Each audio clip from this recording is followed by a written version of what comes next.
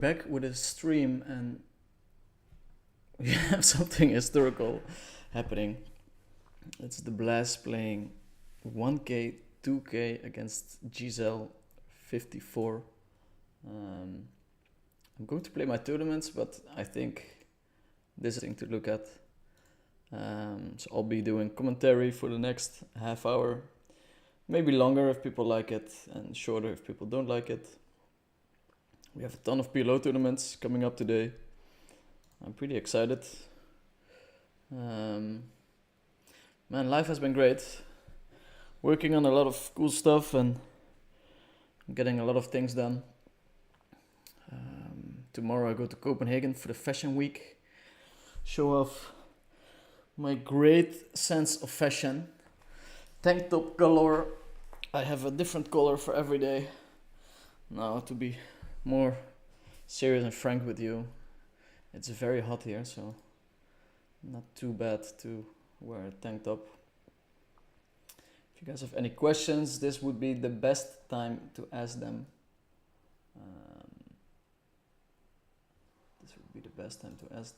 Let's see, let's fire up the chat, because I'm not playing myself, and it's gonna be a bit of a grind. There's quite a few tournaments that we could play. It's a shame because the bounties, it's nice to start them early, but we'll play them anyway. Let's see. Okay, the Blaz and Giselle. The Blaz is sitting on a whopping 1.05 million and Giselle is sitting on 360k. You can put it in big blinds as well, but I think everyone enjoys the actual numbers quite a bit more. Goes check on the flop and a pot bet on the turn. The Blast takes it down with a full house. Checked on the river.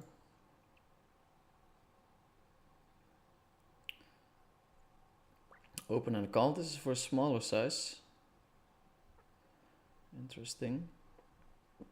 Bet and a raise, and these guys are playing so quickly, it's insane. As if they're playing 2K pot limit Omaha.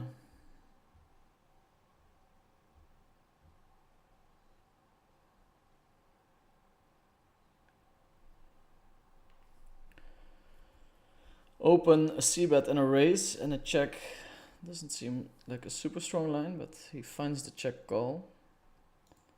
Slow played the queen on the turn. You can bet, you can check. It's very hard to get 3 streets of value. Starting with a open and a 3-bet. Stab of half pot from the Blaz. I'm gonna have a hard time commentating on this match, being quick enough.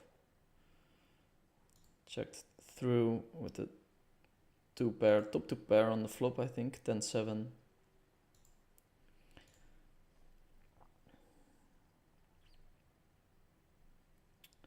Let's see what's happening here.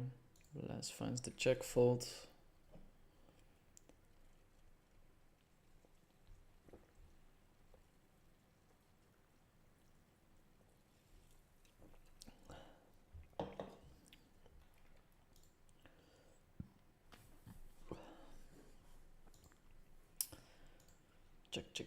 Check. 7-9 takes it down. It's a straight. A low one. We're playing pot limit Omaha, so not really interesting to bet a hand like that. Since we're playing heads up, we have very wide ranges. So Giselle is maybe opening 85% of hands, 90% of hands. The Blaz is very aggressive with the 3 bets. I will not disclose how much percent exactly, but he likes the 3-bet. And this is just real heaven, but then the stakes are even higher. Maybe somebody can remind me, but I thought the biggest stakes on full tilt were 501k. Just playing 1k, 2k on a Sunday afternoon.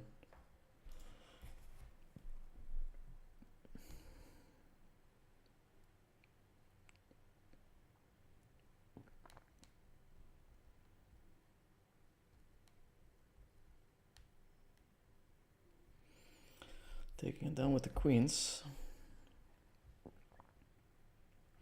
Okay, I'll try to follow the action. Open from Giselle and a fold from the Blaise. Would be super cool if we always see the hands, of course, but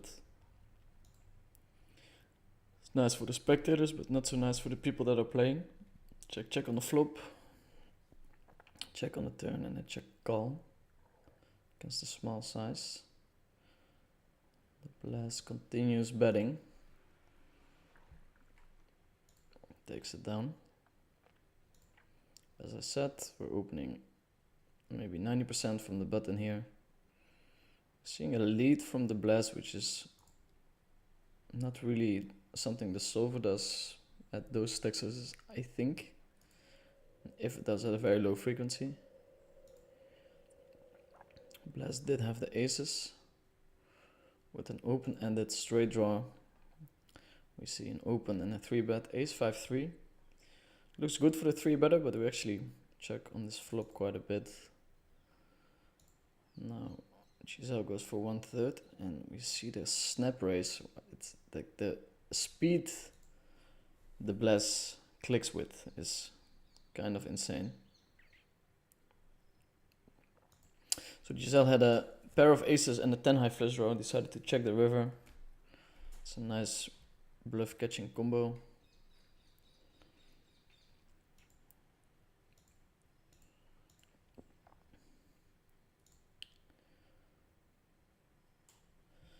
And I've played against the Blaise myself, and it's very, very stressful.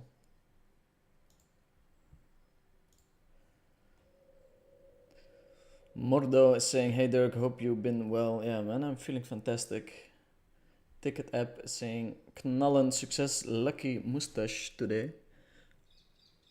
Yes, and I would like to remind everyone that the mustache was there for a good 6-7 years. I see everyone's copying my swagger nowadays, and sometimes I show up at a coffee place and I can see them thinking, look at this basic bitch with the mustache, just like everyone, but I was for sure in the avant-garde. Join waiting list. We'll click it.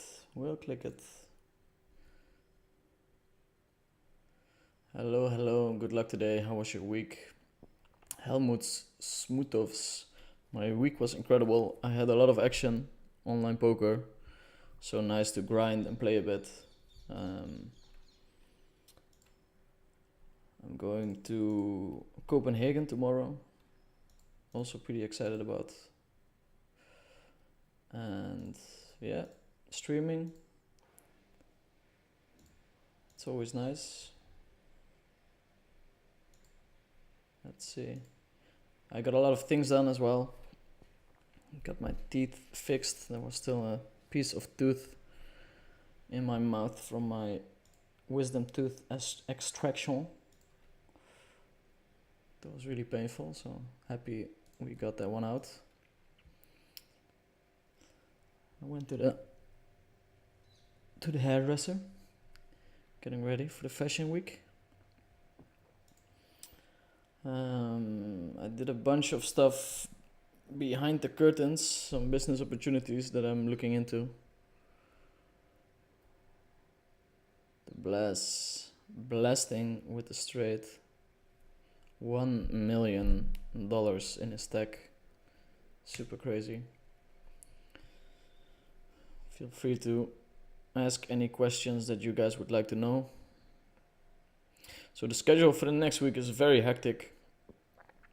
Depending on if I find the VIP for Cyprus, because I'm talking to someone to play together at the moment, but officially I don't have anyone yet. I'll be going to Copenhagen 4 to 10. Then from 10 to 18 I'll be going to the Netherlands, finally visiting my longtime friends again, my family. After that I'll fly to Cyprus, hopefully, fingers crossed that my pairing comes true. And then after Cyprus I go to Barcelona, I have some tournaments there, hang out with friends. And then I head back So yeah, super sick schedule. Very nice, of course, also very draining. But I'm super excited. Play live poker, meet up with friends. Copenhagen is gonna be very nice. I have a couple of friends that'll go there as well. My girlfriend is really into fashion, so I'll do a better job at the commentating. So we have a raise from Giselle, a call from the Blast, bet on the turn from Giselle, I think, and now the 2 of spades rolls off. It's the 4th spade, so you want to be a little bit careful with bluffing every ace blocker there, because you're going to be unbalanced if you do so. And the Blast checks it back with a king high flush. That's very interesting. Also, not super crazy.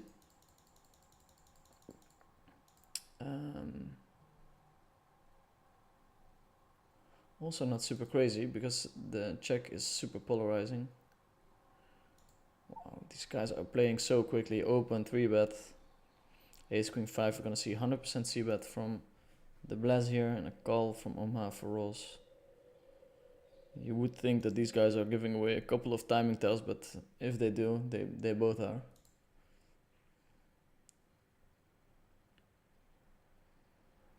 I would have liked to see a small bet from the Blast there, but very easy to commentate from the luxury of my $5 hotel room. Hey buddy, good luck, have fun, audio is good, your hair looks slick today, thank you sir, appreciate it. Someone looking sun-kissed, Victor Nyden, the Swedish stallion, is in the chat. Always there to make fun of me, but this time he's being nice. I have been in the sun quite a bit.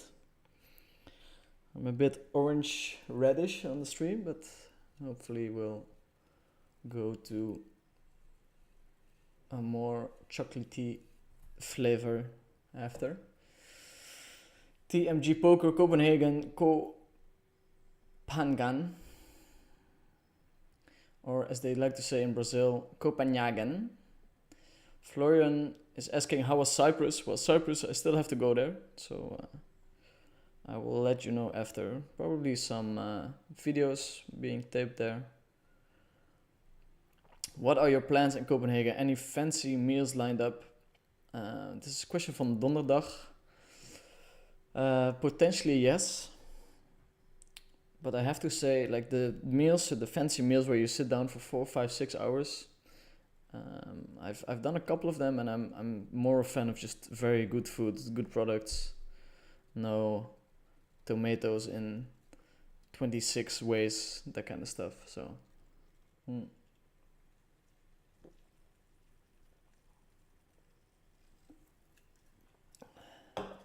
let's see.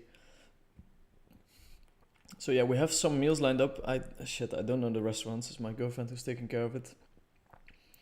But if you guys want, I'll make a little post about Copenhagen and include the names of the restaurants. Let me know. Damn, a milli stack. Yeah, and a big pot. Oh, ace queen. Jesus Christ, these guys are insane. Hello, Fanny. Keep the streams coming. Thanks. They play really fast, even though the stakes are enormous. Would serve you well to take 20 seconds for 50k decisions. I agree. I'm not sure why they play so quick. I think the Blast would be fine with Giselle playing slower than this, but yeah, that's what they are going with. Jordan is saying, sup Fanny, going to play in Cyprus, question mark. It depends on me getting a pairing. We're all in. Whoa, just hits the 5, which means for the second round the 5 is less likely to come. Wow, hits them both.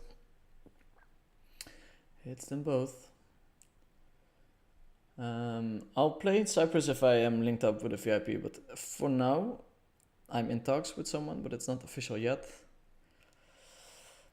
It would be nice to have a backup for if my plans fall through. but I think we're very close to closing in on someone. Hello Derek, what stakes did you play versus the Blast? I was playing 100, 200, 200, 400 and 300, 600 and I ran extremely well. Basically ran 500,000 over EV and ended up winning 500,000. That's how these things can go. Peter Schep is saying play GG. Okay. Thank you for the feedback. Ticket app is calling himself a VIP. Is Giselle a pro? I believe so by the speed he's clicking with. Fanny, it's funny how my GG account got invited to the VIP games on GG, but seems like the games don't run. I only play 500 to 1k PLO 6. What are your thoughts on PLO 6? It's always cool to add another card and make it harder for people to run sims. So it opens up room for both creativity and creating an edge for yourself. And also for making bigger mistakes than you do in 4-card. The only downside is that pushing equity pre-flop is very hard. So sometimes it can feel like it's a little bit hard to punish people pre-flop. That's one of the things that I don't really like about 5-card, but other than that, it's pretty cool.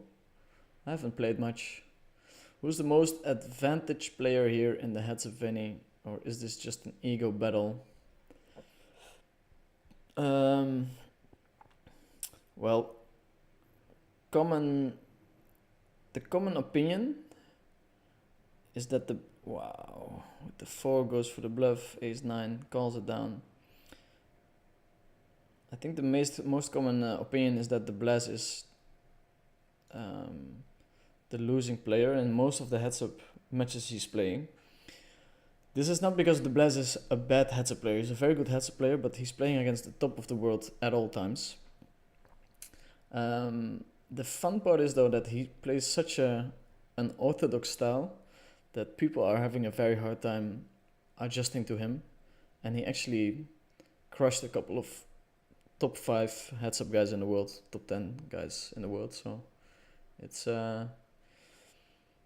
long term I probably see him losing, or that's what people think, but so far he's been crushing the last few days. I can barely keep up, they are playing so quick. Yeah, it's super crazy. Check, the river, another check, takes it down with the 10. I lost my bankroll right now, Diogo, I'm sorry to hear. If you had 250k, how would and where would you play to build your roll? Goal is to reach 1 million from 150 to 100 in 2 years. Also investing in crypto, you invest in crypto still. I don't invest in crypto. I think investing in yourself is the way to go there. If you have 250k and you're willing to really grind it out, I think it's still possible in poker, and you'll have to find places where the rake is not too high.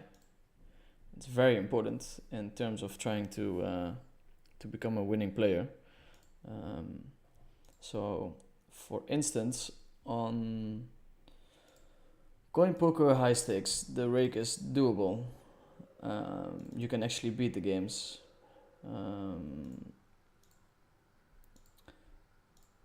Yeah, maybe it's so hard to say. ACR has very good rake structures, so that's a place. And also tournaments in general are not raked too heavily. You just pay 5% at the start and you don't get raked every pot you play. So I would try to build a base around being a very strong cash game player and then having tournaments every Sunday and traveling to some of the live stops. And if you're really willing to put down the volume, then I think it's possible. Wow. The Blast is just calling him down with one pair. This guy is something else, he's something special. It's not easy to play against him. Snapped it off also. It's this is history is being made here. I'm not sure how interested you guys are in me just giving commentary on this match, but That's what I'll do from the start. I'll just base my decision on how long I'll do it on the amount of people that are watching. In the meantime, I'll see which tournaments we want to hop into.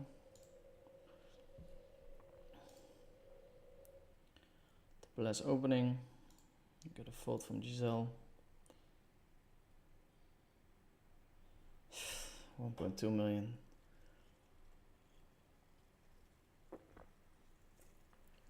It's really wild. Really, really, really wild.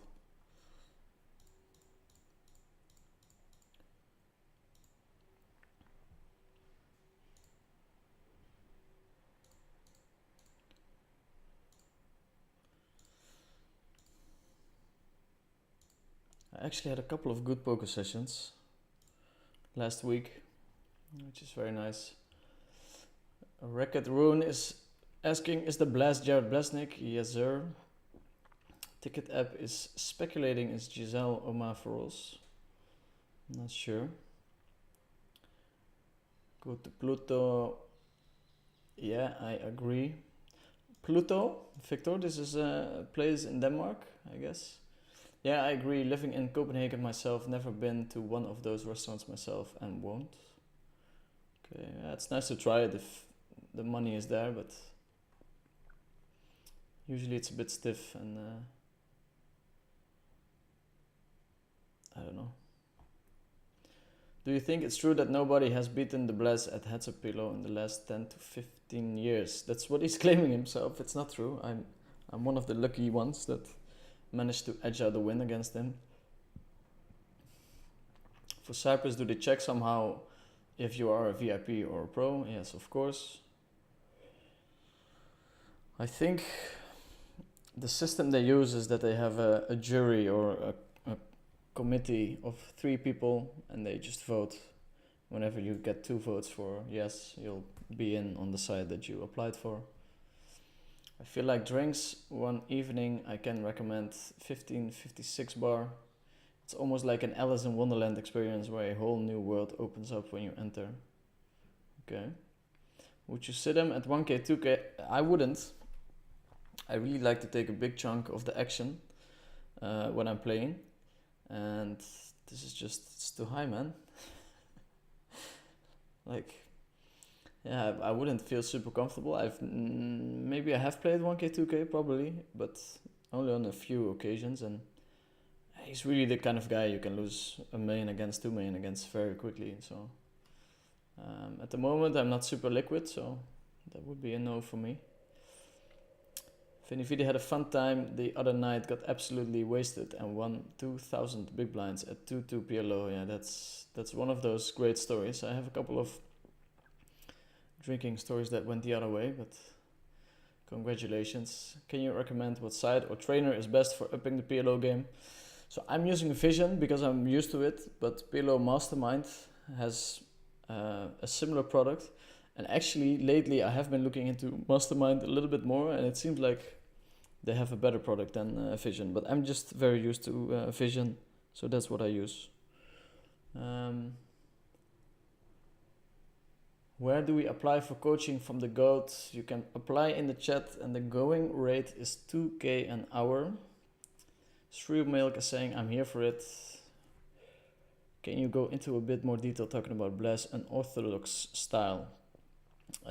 Yes, I can.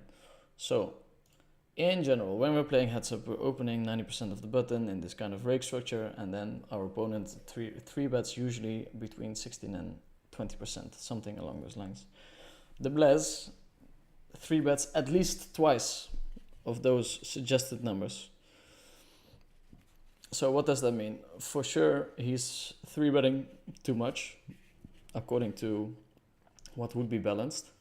But he also puts you in a very unfamiliar place where, okay, now he's 3 betting maybe 40%, and we have an ace high flop, and he c bets, and you're so used to folding on ace high boards because the range of your opponent is super strong, and it's very hard to find out which part of your range you're supposed to fold against a range that is completely different, right?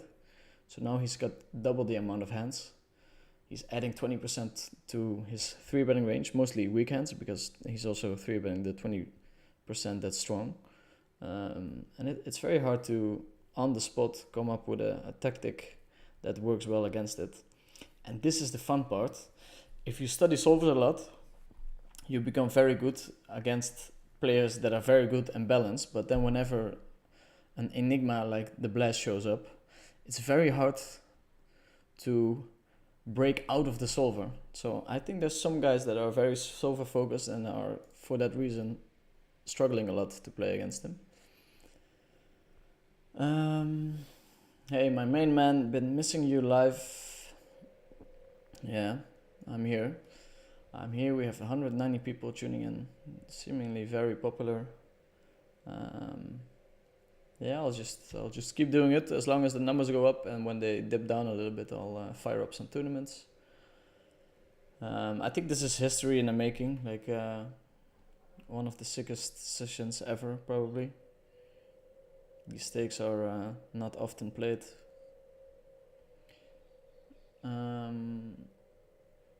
I agree on the tournament and rake comments. I think there's more value in it too. So yeah, the tournaments are relatively soft still, and the rake structure is good.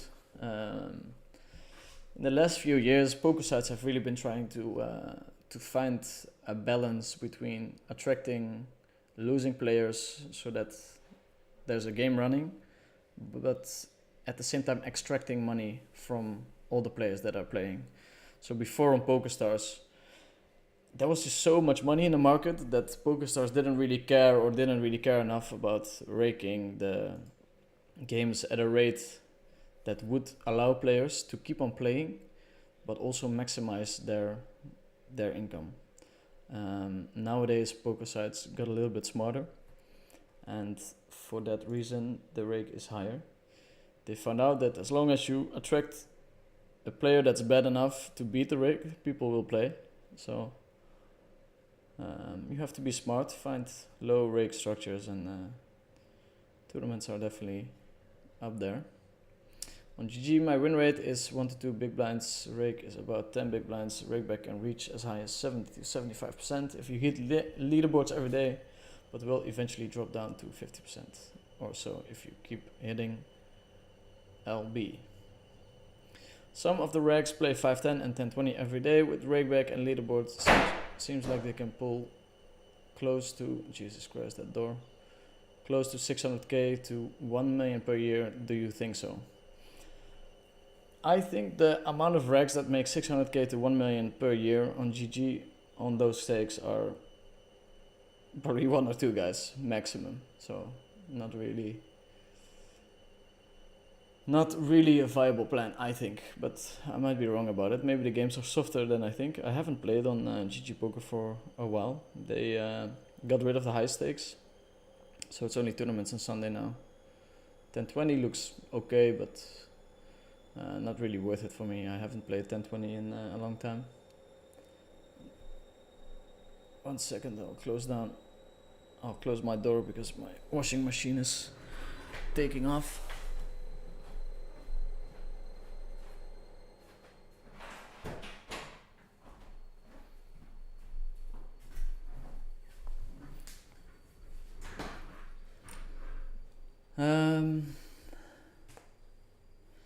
In tournaments these days, pretty hard to find juicy cash games that don't die. Yeah, the cash game scene changed a lot. A lot of it is private nowadays, especially live. Did Blaze quit you or did you have to stop? As far as I remember, I busted his roll because I don't think he would stop playing without busting his roll or busting me.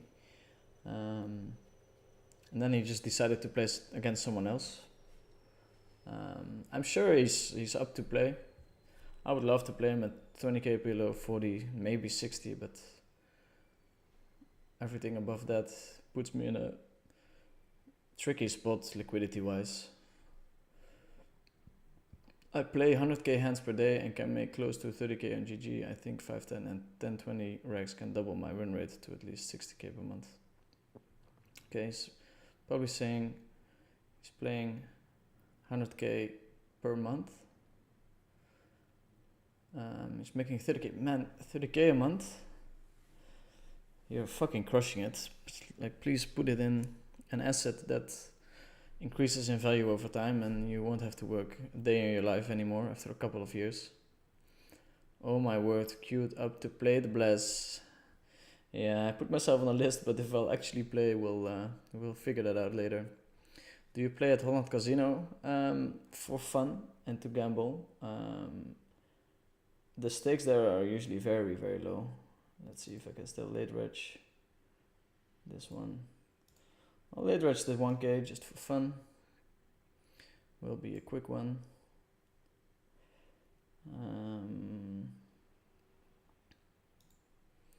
Back to the questions.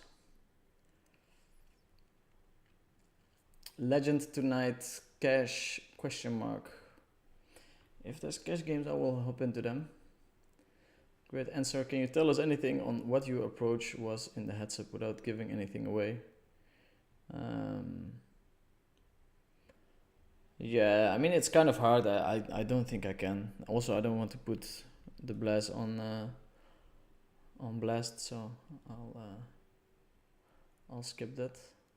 High quality 2 minutes and very good points. Wow, Victor is all about the compliments today. It's my hype man. Until he crushes me in the chat, of course, but Vincent Vince is saying hello chat, and Vinny, Giselle is world-class player. By the speed that he's playing with, I think he is. So here we have a late from the Blaz, which is, I mean, something you can do on a boat most probably, but you don't see it happen often when you're playing the top of the world. The shorter you get, the more you would do it, I think. But open 3-bet and a check. Pot bet from the Blaz. He's really putting the pedal to the metal now. Pedal to the fucking metal. I have to make sure that I still hop into some tournaments. Maybe this one, maybe this one. Certainly this one. Certainly this one.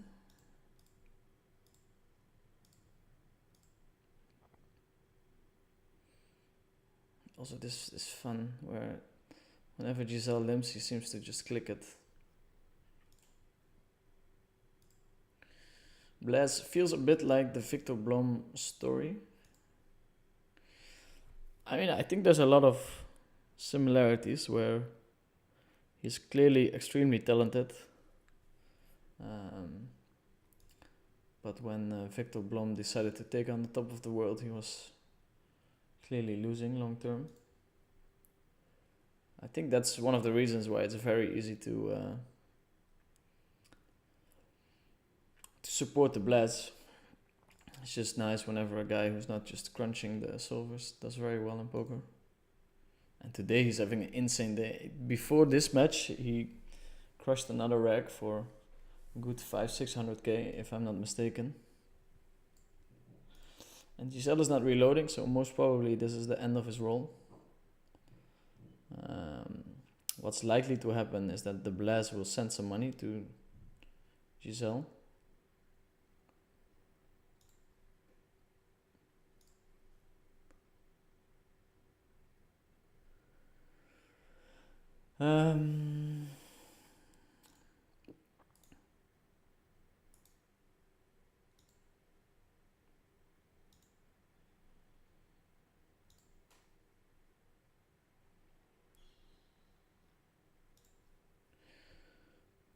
Are you going to play at the Lodge Card Club in America one day? Would be great to see you.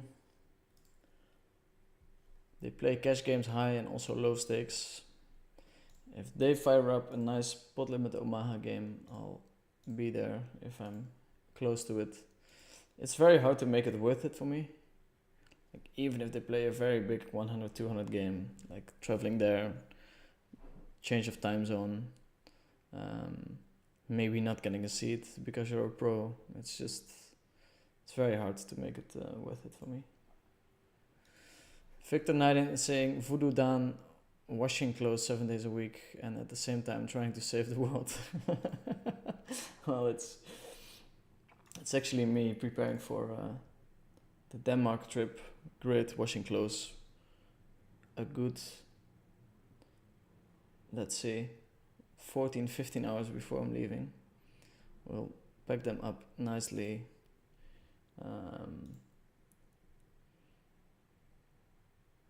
I will pack them up. It's hard. Do we bet here or do we... Yeah, we're gonna bet small.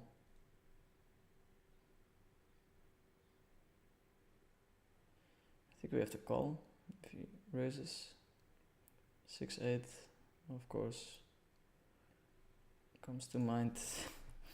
He does jam. Let's see. Guess you guys can see this hand.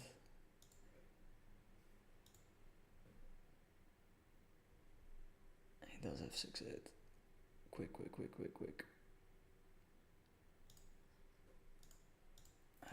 Can't rebuy.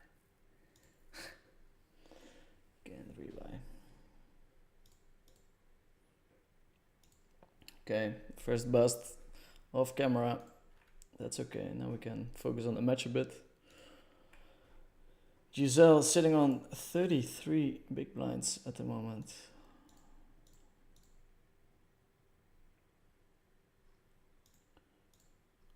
Victor Naiden, are you going to play some tournaments today? I actually had a VIP friend for Cyprus, but seemed like you weren't in the free category for pro before about 3 weeks ago. I'm not sure what you're talking about. I don't understand. Judy Boyoka, who is Blaz and Giselle? This is Jared Blaznik. The chat is helping out already. Blaz already chatted that pencil is next. Let's open the chat. Pencil is next.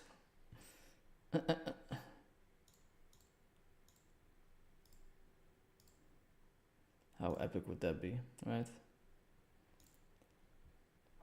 Guess we have to keep the chat open.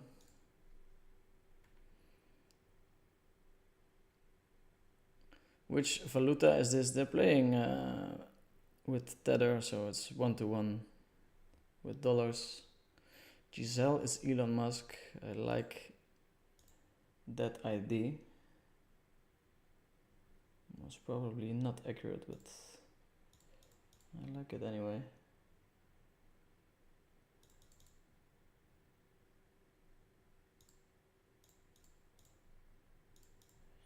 Let's see, can we fire up some cash game tables? Just to see if somebody wants to play.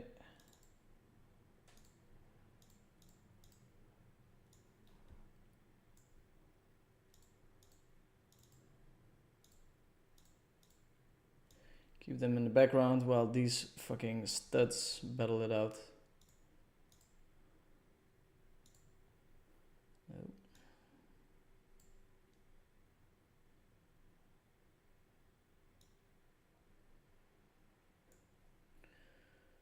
Okay.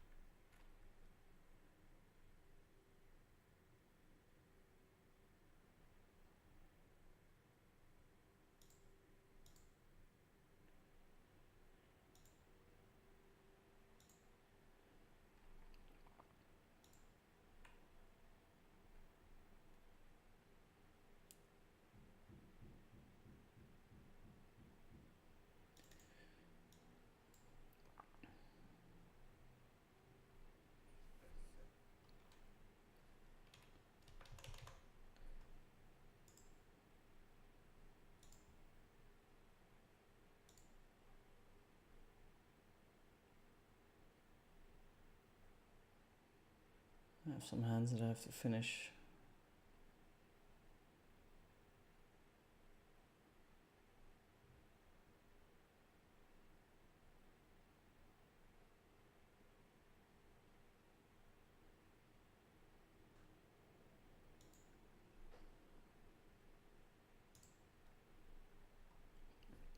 I have some hands that I have to finish. I'm actually not paying too much attention to these fucking studs battling it out. Soon. 50 big blinds. I wonder if they're gonna play deeper stacked at some point. I'm going to put myself on the waiting list here. Here as well. Online poker is popping at the moment. Very cool to see. Let's see if we have some potentially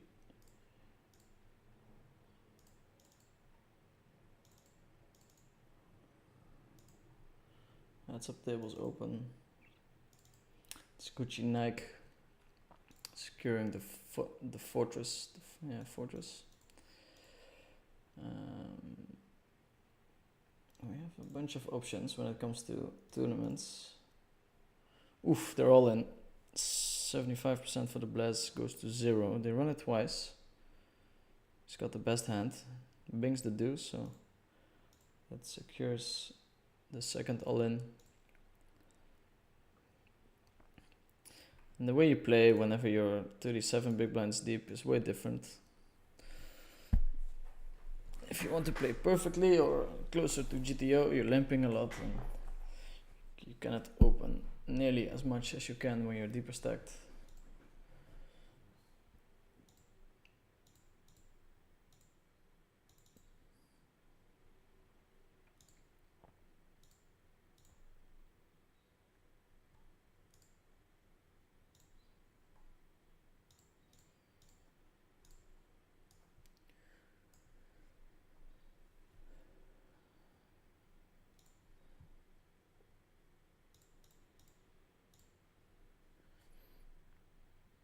Check on the turn.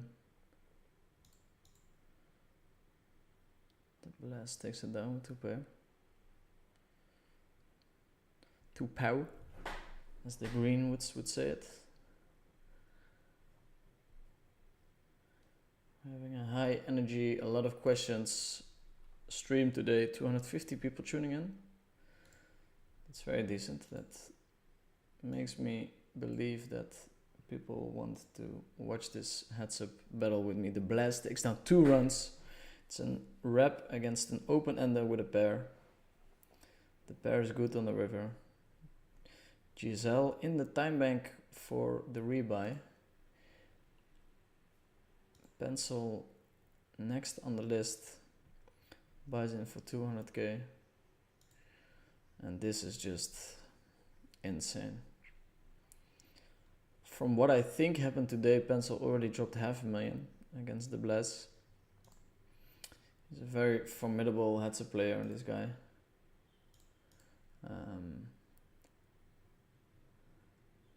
Let's see what the Blast does. If he's gonna continue playing on the 1.4 million stack.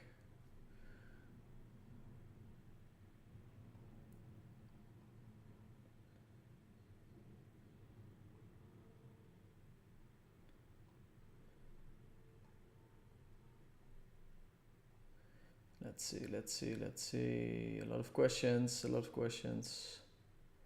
Ooh. Okay. Jan Jansen, Dirk, I wasn't here last week. We have not talked enough about Reinier the Ridder yet. Well, it was a close one. That's for sure. I don't think it was a super convincing fight on his part. Which makes me think they might not give the title shot to him. I also don't really think he deserves it. But we'll talk about Reinier the Ridder a little bit later. Not sure if people are too interested in my MMA opinion. Why do you think it's likely Blast will send money to Giselle Goodmanner when busting someone's role in high stakes? No, it happened before in the past, where a guy wins a lot of money, and in general, if you have a good name, and I don't think or know if Giselle has, you send money to each other, a couple of 100k. You're not gonna screw someone over and mess up your name for the rest of your life. But yeah, something that happens. Sometimes liquidity is a problem and you help your opponent out, especially if you're winning 1.2 million. Like, there's nothing more than you wanting to continue against him. Politics in live games is the worst, from Brickers10. Yeah, I mean, by that comment, I'm able to deduct that you're probably not on the winning end of the politics in live poker. It's probably not the worst, but it's pretty bad for people who just played poker, didn't really care about anything else than their own EV, and now got shut out of the games because of that. Especially the high stakes, either gotta be a fish or an ass liquor to get a seat. That part I really dislike, where in order to get a seat you have to be nice, or you butter up a VIP or whatever. I've never done it, and that's probably the reason why I haven't played those games. Another way to do it is to become kind of famous. Well, I'm pretty far from being kind of famous, but I think people like Phil Ivey and Daniel Negreanu get invites to games that we're not able to play. Phil Hellmuth comes to mind as well. He's got this little billionaire club that he likes to grind it out with. Shadissimo, it wouldn't be a gift but a loan. Yes, would be a loan. What do you think of Laszlo Buitas? He's the absolute goat of Pot Limit Omaha when it comes to earnings. Shadissimo, I see, haha, thank you. Man, we have a nice thing going on in the chat. People helping each other out. No problem, no negativity, I like it. Do we have any info on who Giselle is? Or did he actually go by the same nick on other sites too? No, he's an unknown. Pencil against the Blaz. Did he lose 1.2 million? Correct. Doesn't have to be 1.2 million exactly. Maybe he won a buy-in for before and then lost 1 million. Can you make yourself smaller so we can read the table chat, please, Dirk? I will let you guys know if the Blast says something interesting. As for now, it's just the railbirds chatting. It's pretty funny. You can actually see the chat messages from the railbirds. It's something that a lot of poker sites got rid of a long time ago, but Coin Poker still has it. With how much are you going to play? 200. I'm not going to play. I'm on the list, but it's just as a small joke. Do you think that perception of losing money in these high stakes formats changes a lot upon reaching some financial point where you don't have to worry about going broke? Let me read that question again. Do you think that perception of losing money in these high stakes formats changes a lot upon reaching some financial point where you don't have to worry about going broke? Yeah, of course, then you can take as much risk as you can to try and maximize your edge. Games also, please. Always superb to see a crusher make decisions with deep stacks. Been my go-to format. Best adjustments versus people who play loose aggro pre-flop but passive post-flop in PLO. Depends on which seat they're sitting at. If they're sitting on your left, there's not much you can do. You just have to play a little bit tighter. And they're on your right, you can play more hands. You can 3-bet a little bit more light. Things like that. It's very easy to play against someone who's loose aggro pre-flop and passive post-flop, I think. But yeah, sometimes it's hard to step away from what the solver is saying and figuring out on the fly what the best course of action is. If you're playing nosebleed stakes, I'm pretty sure going broke is still very real. I think at least you know. I mean, for me, going broke is not really a thing anymore, where, of course, 1K, 2K, we're going to exclude that, but whenever I'm playing 200, 400, I'm so rolled for the stakes that I'm playing, it's kind of impossible for me to go broke. So in that sense, you can be rolled for nosebleeds. Chat is blocking one of Giselle's cards. Not anymore, I think. Sorry about that. Jordan 36er saying Blaz is a beast. Is Giselle a fish or a rag? We established that Giselle is most probably a rag. What are some of the more out of line 3-bet hands you've seen from the Blast, either in your match or this one? We had one, and I'll look it up. It's actually a funny one. It's another 3-bet hand, but it's a 4-bet hand. And this will show you how crazy the Blast can be and how hard it is to put him on a hand. I think it's the biggest hand we played, and I got kind of unlucky and lucky at the same time. I'm going to look it up. Last year. Yeah, funny, he actually won money against me in EV. Okay, we're playing 200, 400, Blast is sitting on 150k, I'm sitting on 300k. He opens King 7, 5, 3. I 3-bet Ace, Queen 10, 4, double suited. He clicks it back with the 5, 7, 3. I pot raise with the Ace, Queen 10, 4, still double suited, out of position. So that's a 5-bet, but his 4-bet was small. He calls. Flop comes 9, 8, 3. We have a gut shot, backdoor flush draw, and a queen high flush draw. I pot the flop. The Blast has 130k and the pot is 43k. He decides to peel 1 pair and a gut shot. And it's a gut shot to a Mexican straight, kind of insane peel.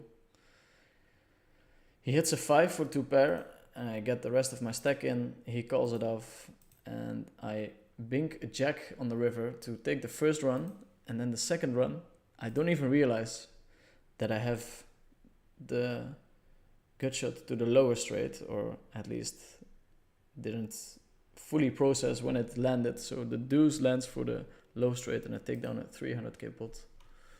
Pretty crazy hand.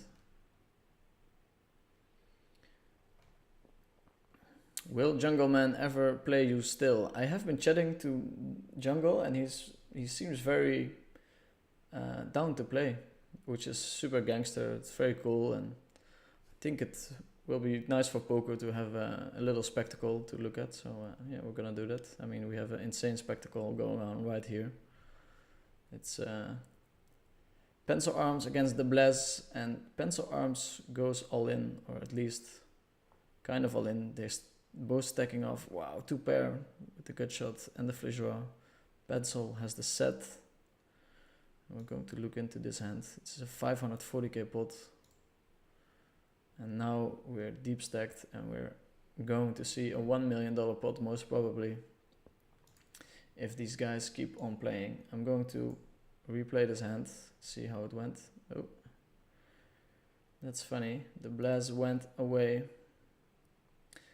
I think he's going to play another table. Let's take a look at the hand.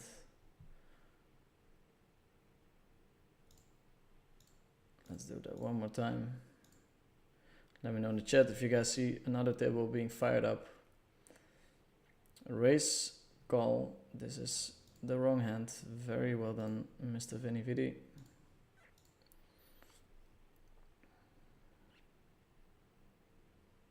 Raise, 3-bet, call, C-bet, deuce on the turn, bets 40k, pencil arm goes all in with the set, as we know. The Blast has the 2 pair, flush draw, and a good shot. Kind of a setup, and we're gonna see if they continue playing. Let's see. Can we see some ultra high stakes? I think he's done for today, but maybe not. Not sure. That means that I can hop into some tournaments.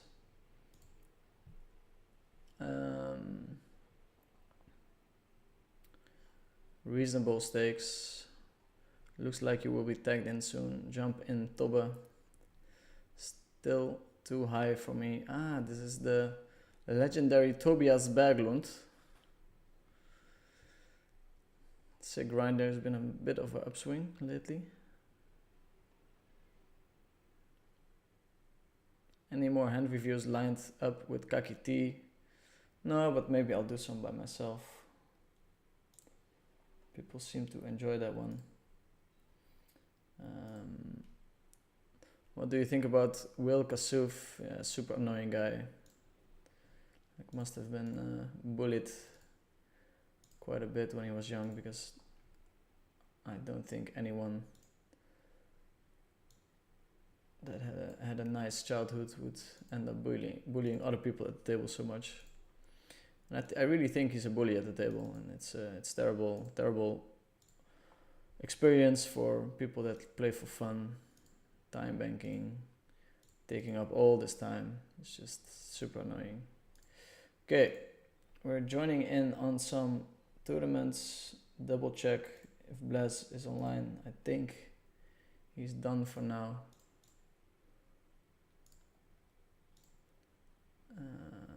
So that means we get to play some tournaments.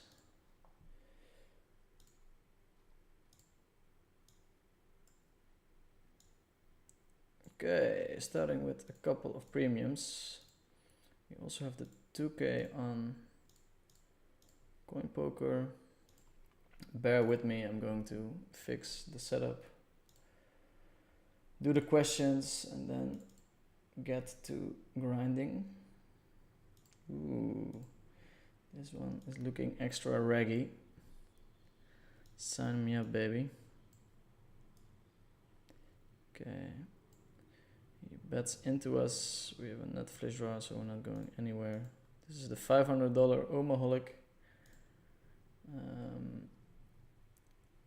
Sitting on 36%, not great, but we do bink the heart. And we hold. Okay. Let me know how this setup is. Something along these lines. Maybe put this one a little bit more. 7744. Can we raise it? I don't know. We're gonna do it anyway. Oh, we get limp raised. That really sucks. But I think it's still fine what we did.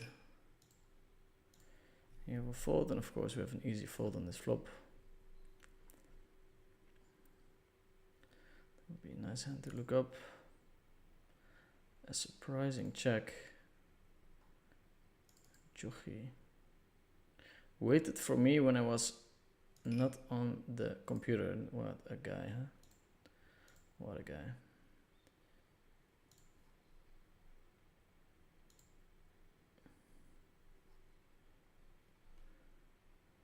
What a note to have. That's super nice. Tobias with the call. On the bluffs.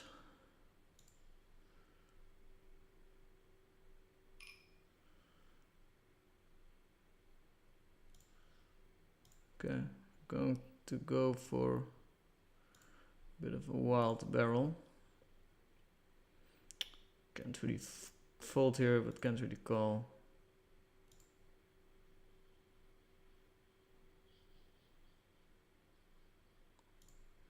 Just find the call, Tobias. I think we're just gonna put them all in.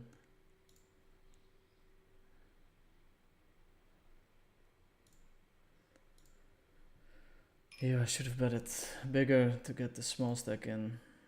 I'm trying to figure everything out. Okay. This looks fine. Tobias finds the call. 9-8. Good for him. Pretty good call. It's a very uncomfortable position to be in. One pair. It's kind of close. We don't get to fold that much against that small of a size, but really going to struggle on later streets. Let's see. Let's do the questions, and then I'll have to focus a bit on these games. Already punting off my stack. What do you think about Will Kassouf? Blaise is cleaning house. Also being white makes it harder to get into the live games too. Yeah, probably. It's It's better to be Asian or have a couple of tattoos. Isn't it the beauty of the game that playing a different style is still possible and brings in so much action? Yeah, it's super cool. I think he's something we should really, or he's someone we should really cheer for. Will he get the 2 mil today? Well, we have the answer to that question. Unfortunately, the limp call with the queens. I'm going to start with a check. I would think that we can play this one. I'm probably messing up some theory stuff here, but 2, 3, 4. It's an interesting check. You're kind of supposed to jam everything, but I think calling is the best. Keeping some strong hands. I'm gonna check. We're blocking the jack high flush draw and give our opponent the possibility to bluff. Or bet for very thin value.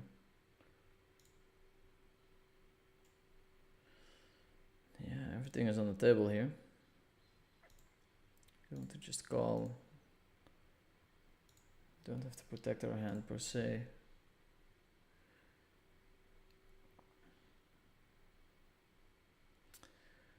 Are you going to Triton in September? I will most probably go to Triton, yes. Pretty excited. They added some PLO tournaments. No limit hold'em PLO mix and a 75k. Do you think there are even private games this big? Yeah, for sure. There's some crazy private game stuff going on. Okay, we double up with the full house. Do you think Blaz has all of his own action? I am afraid so. Yeah. Okay. Congratulations, you've reached 100 messages today with the restream chat. That's very quickly. Thanks everyone for being so active. He seems to really like the crazy 3 and 4 bets when super deep.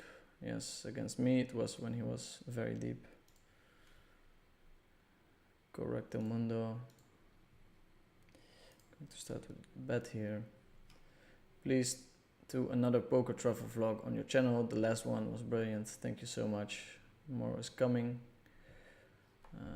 Can we limp raise aces here? I don't know. I'm just gonna raise them.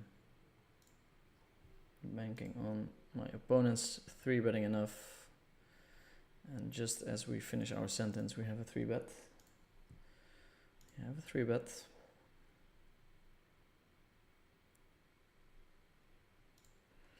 And a call. Seemed like he was not so happy to call, but he has a hand that's a very easy call. What Android do you think you have the most in tournaments? Oh, are EV or RY? Phew, I'm not sure, and also I don't think I should disclose how much I think I have for a plethora of reasons. Let's see. Maybe start at this one. So yeah, apparently you guys really liked the action, which I appreciate. I'll know that for the next time. So if they play, I'll do some commentary again. To start with a check, probably check raise big. Going to check again on the ace. He has an advantage on the ace. No bet from my opponent. Okay, I'm going to check. Now it's dicey, a lot of straights and flushes, but we just take it down. If your opponents don't delay c-bet, you can definitely get away with betting there, but okay, this is annoying. Let's put it a bit higher. Starting with a check.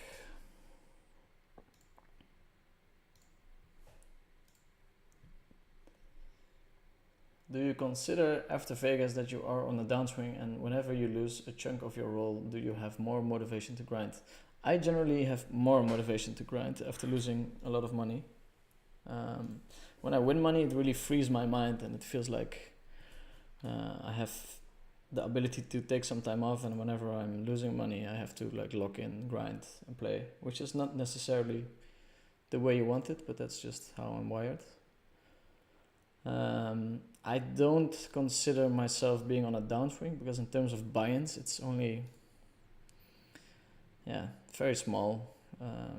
So I don't think it's fair to say I'm on a downswing, but of course I'm losing this year, which is like always feels surprising, especially since I had my best year last year. We have a table change. It's not getting easier. Has moves in position. Yeah, always hard. Gotta go Nagi. Not sure what I think of him, and if he bluffs enough, and check. Aces. Okay. Could go for the check, of course, on the flop or turn, but double bet is probably a thing as well at a low frequency.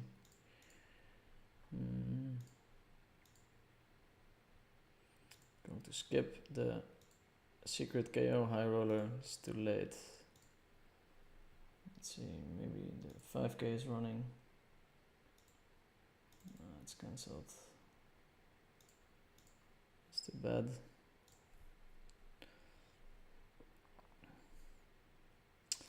We cover him now, so that might be enough to call here on the button. It's a tricky spot because if we get 3-bet, we're in a terrible spot, but no, it's probably fine. Shuki Sadon does hit this board quite well, or at least his range does, or his perceived range. Maybe he just loves to play hands. And here we have a finished spot. I don't expect to have much fold equity at all against this size. I think we can call and fold on a king. Also, the fact that we have nutty outs is a good thing, I think, because we can include Shuki. Drawing to the lower diamonds, maybe it gets more interesting to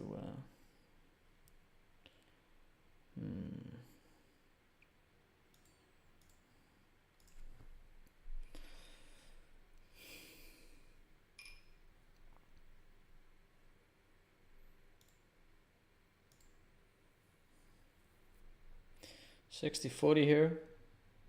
Pick up some outs. Can we do it? Yes, we can. And then this one, of course, he's gonna have a ton of kings, queens, and he's outpricing us pretty heavily. Can he have bluffs? That's the question. I really doubt it, but I also don't know if I'm good enough to fold here.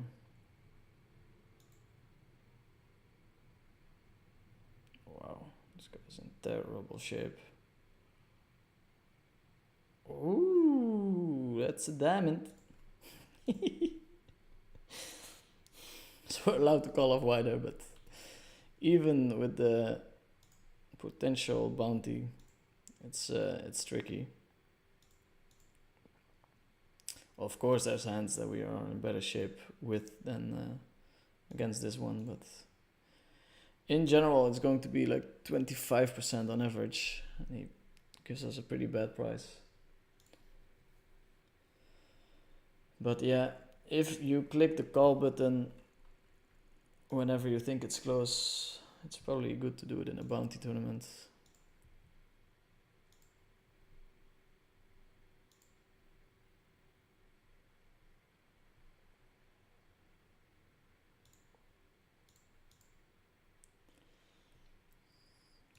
to do in the bounty tournament.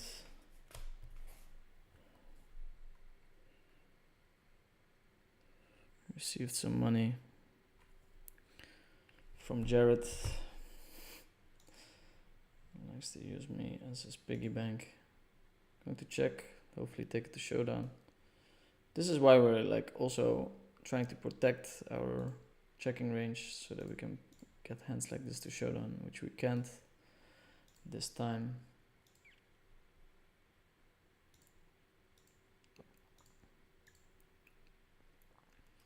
We cannot do it. Scared that you are losing this year for the average PLO enjoyer. Of course it is, man, but the action was slow, and whenever I was playing, oftentimes there was 100k on the line, so it can go quickly like that. Hopefully we can edge out a break-even year or something, and then I'd still be pretty happy. Yeah, I was expecting this answer. We all work with the same mind. Assassinato tuning in, my day one. My day one. Ooh, King 8-5. Well, this is a great hand, I think, to just jam it in. We have a very strong hand with no protection. We're gonna do this with a ton of drawy hands as well. Like in general, we just want to do this super wide, so it's nice to include some strong hands as well. Throw my opponent off running hot. Elias with the 8s. I wasn't expecting the kings. We blocked this out as well.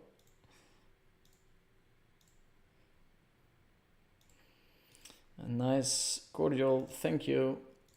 Moving on. Hot start in the 2K. Max Alba on the 86 VPIP train.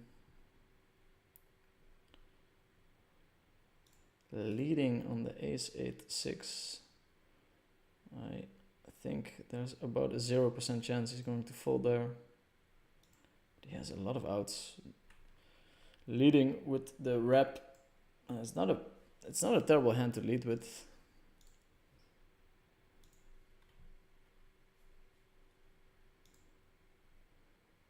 Okay, that's the 500 one.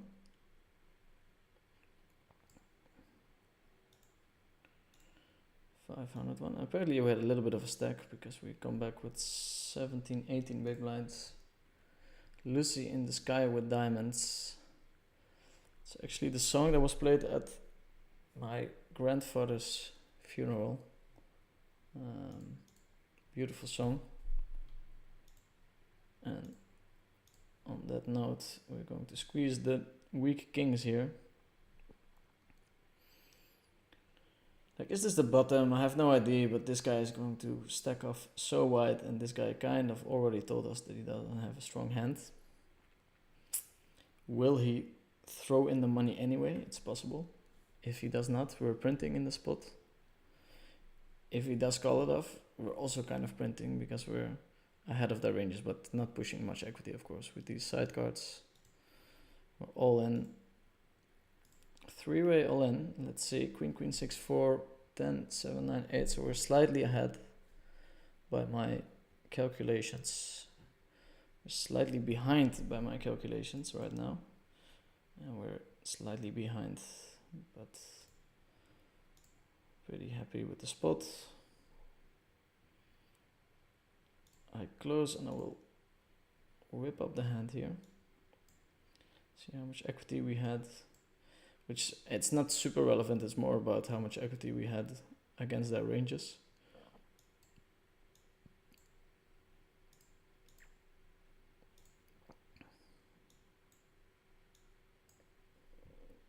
Okay, I'm struggling. Let's see, 40.7%, that's very decent. Let's see the lobby and 1 minute of late reg. Almost too late. We get a nice seat. In these bounty tournaments, as a short stack, you just want to push equity with the hands that you 3-bet with and stuff. I'm in the lead, 7-5. It's probably already tricky, but against the small sizes you want to defend quite wide. The Gypsy King, 3-betting.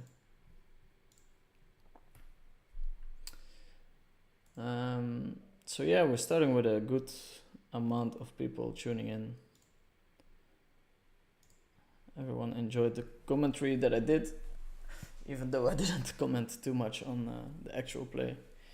Next time on a Sunday, if they play, I'll do the same thing again.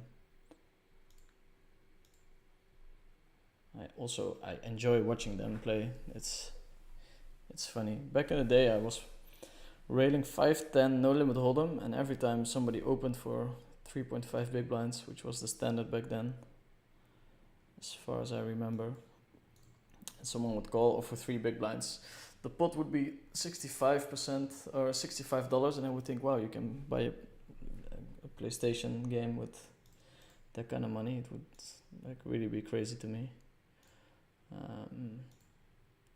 Nowadays, of course, I'm playing stakes way higher, but whenever I see 1K, 2K, I'm still very much impressed. You need a couple of steel balls to play those kind of stakes. This guy has a big bounty. Not like we'll be all in a lot of the time with 10 SPR, but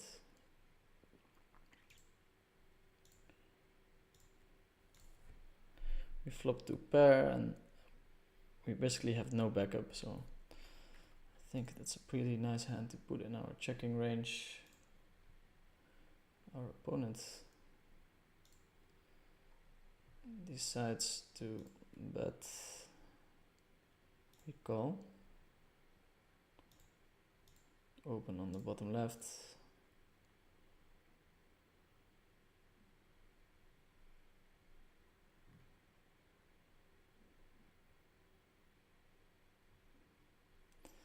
Pot bet, it's not the most exciting spot, but I think we just have to call.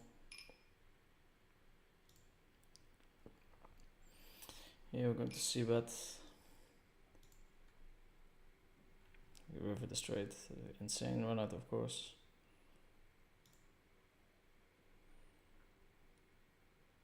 I think we can go for 3 streets here. 3-5 is unlikely to be in my opponent's range. Checking the turn also possible. Small bet for my opponent. I think we just go for the whole shebang.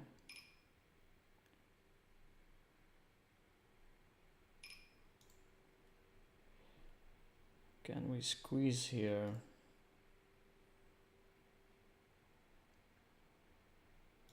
$9-4. Wow. Look at this guy, huh? He's been watching the stream too much. Here we go super wide because we're expecting this guy to overshove his range, which he does not. Now we have a spot where he's kind of protecting us. Like a rule of thumb is that you want to be very wild when short stacked against 2 guys that are deeper. Wow, he ends up calling, so I have a terrible equity. I turn a king, 50%. Ooh, I don't get there. This was the 500 one though, so we'll live to fight another day. Brought with the double knockout. He's quite a wild guy. We played with him last weekend, where he was overbet all in on the mono boards with not such strong hands. Here I'm not sure if I'm supposed to take the aggressive or the passive line, but as long as we're not folding, we're doing fine. And then for this slot, we're going to fill it with maybe this tournament, I don't know. I don't know. It could be a long one, that would really suck, but I'll do it anyway. So no limit hold'em for the few viewers that prefer 2 cards.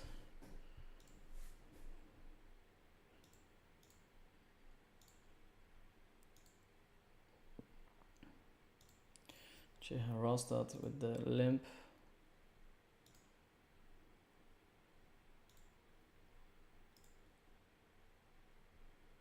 $266 people watching. It's a good number. It's healthy. Hopefully we can make something happen.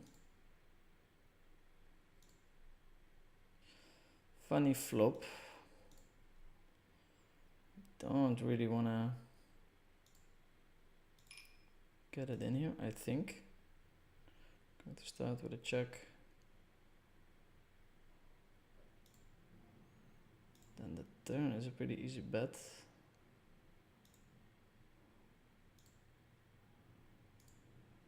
Going to fold this deuce, which is weird, but I think my opponent doesn't bluff often enough there. That folds. Table change in the 2K. Vibe Poker. It's a new screen name for me. First in the bounty. Always nice. Feel free to ask your questions. We went from 1K, 2K PLO to 1K, 2K buy-ins. It's a bit of a switch, but it's a bit of a switch. Let's see if we can make something happen. I have a decent stack over here. I'm gonna guess it's 6.5 times the buy-in. That guy with the queen 9 or the 9-4, that was something.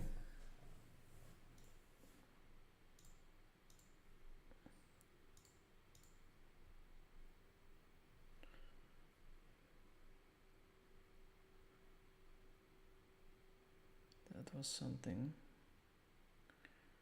I'm not too sure how wide we want to go here.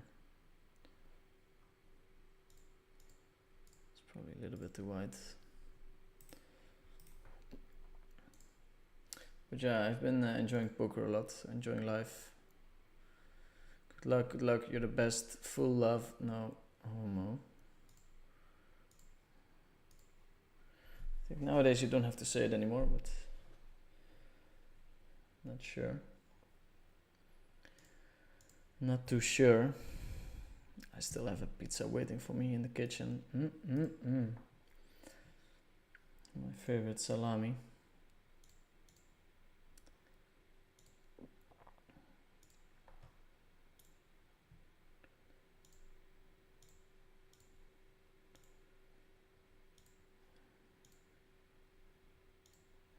On the waiting list for some cash games, but yeah, it's always tough to get there. I'll ask Bless how much he won. He's messaging me anyway.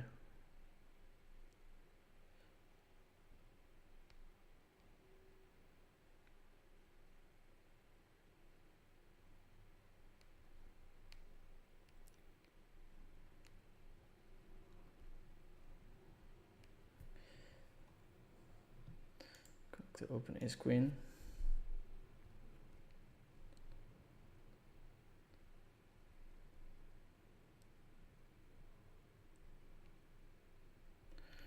Asking how much he's up and if I can share it on the stream.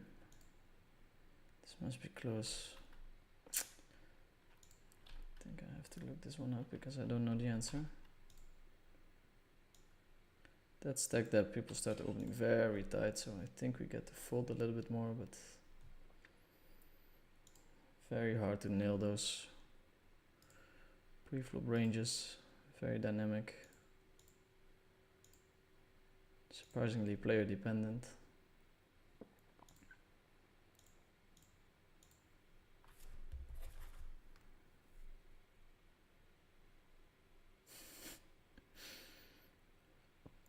I'm asking if he's up.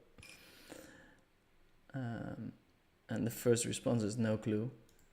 7-5 in the big blind, we're going to defend.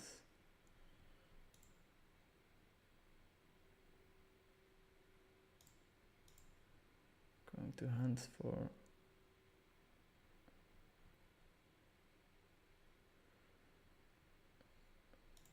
a little bounty.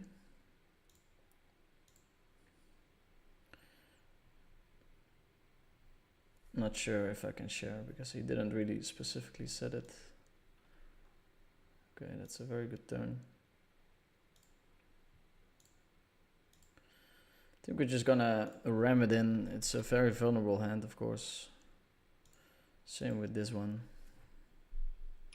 Could be in terrible shape, but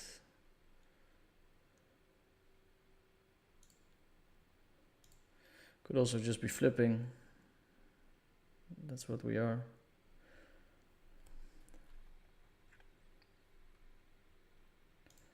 Gonna widen our ranges. In this one, we want to play some hands with the bounty at stake. I think we just flat call the 3-bet queen 10-10-8. So he's correctly 3-betting me wider. He knows I don't have fold equity, so does bring the 10. It's a shame we miss out on a nice juicy bounty. But I think he plays the hand well. This might be pushing it a bit. Gonna try it anyway. Let's see how my table responds to some wider opening ranges. Freedom with the 3-bet. This is actually a nice hand to peel because he's mostly holding aces. Maybe very strong kings, maybe ace, king, queen double suited. So we have a shot at busting him. We're just gonna jam into him. No hearts, so he could have us in terrible shape. By this time he would have called his aces with a flush draw, I think, so if he ends up calling, we'll be flipping. We'll be flipping, and I'm fine with a fold, to be honest. Can't be too much ahead of his calling range. It's a big one. Ace, ace, king, king. Oof, we turn a 6. This is a big one. No ace, no king, no 6, no... Oh, yeah, 6 is good. 6 is good. No 7. That's us. Big bounty, big stack. Some aggressive play is getting rewarded here. It's not necessarily a very good open, but also not very bad once you cover everyone. Sergio Gonzalez. Let's see if we can find him.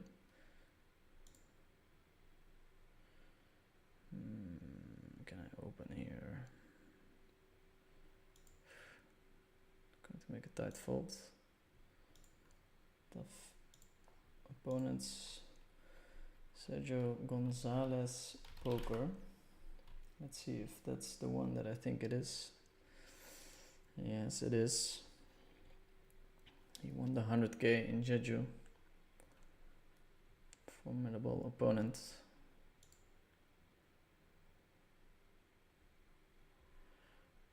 Jelle de Kroon, thinking about it.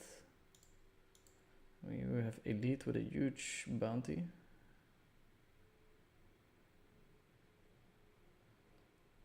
I think we're gonna call here. We're blocking a bunch of pairs, which makes it better to call. We like to have a heart there because he's basically wrapping a flush there, but yeah, I think it's a nice combo to call with.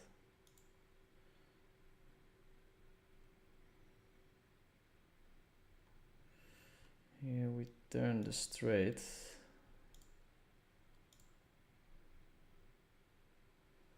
Just numbers. I think we can 3-bet this hand. It's completely play dependent. Some people are so tight in that spot, but he has open folds, which makes me think I made the right decision. And here we have a funny spot on the river.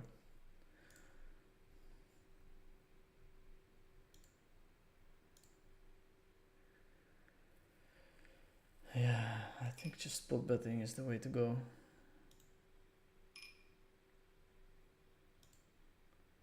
If he jams, it's super, super ugly. I don't see it happening much.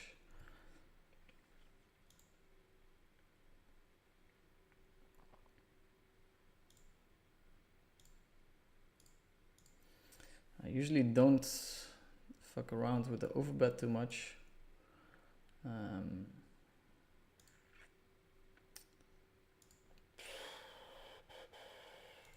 to flat call here, but I would love to 3-bet this hand.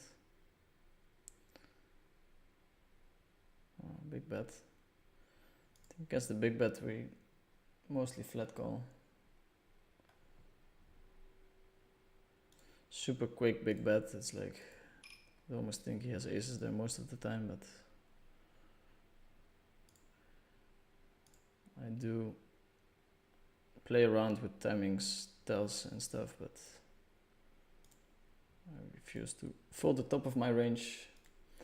Let's see. I think it's time to jam it in now. A quick fold. Harastad is one of the guys that does have bluffs there. Could we consider flat calling? I don't know. Maybe even stronger combinations. I think most of the time we're just jamming. And now we have an amazing spot where they took away Sergio from the table. Elite has a huge bounty on his head, so we have to be very concentrated on every hand he enters.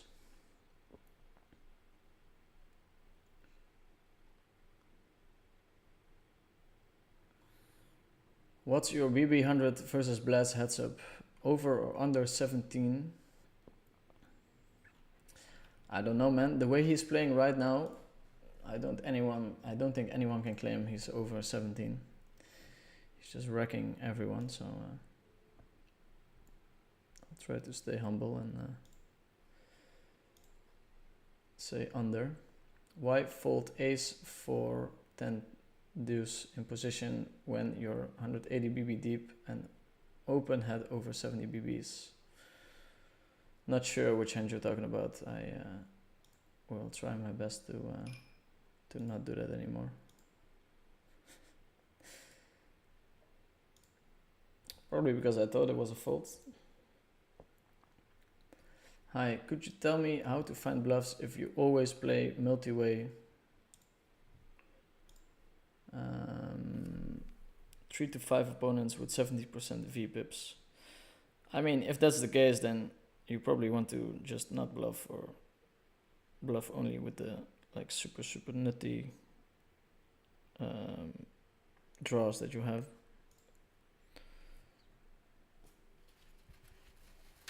Yeah. Quick check from my opponent. We have the bottom of our range, so we're going to bet for sure, as we would with a ton of hands.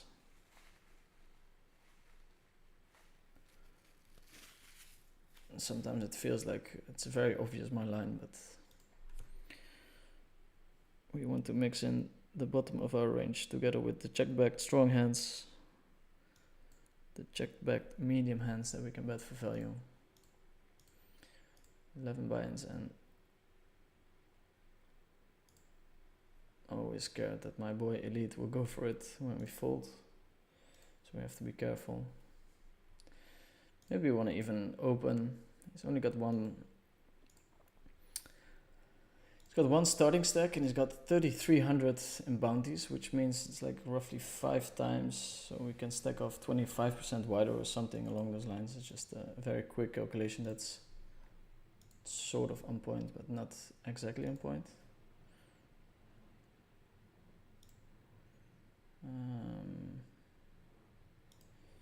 Yeah, we're going to bet 8-4 for value together with the good shot we can call maybe. It's the big size. We're going to surrender already. Check on the river. At the 2 pair.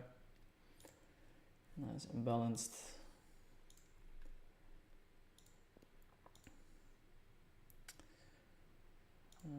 I think we're just hoping for our table not to be broken here. It's a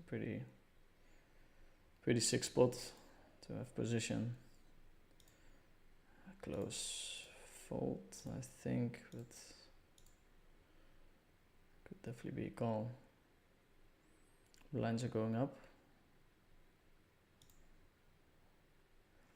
Andra's well aware of elite, so he's going to be V-pipping quite wide. And if he opens, I would almost jam it in. That's how wide we can stack off there.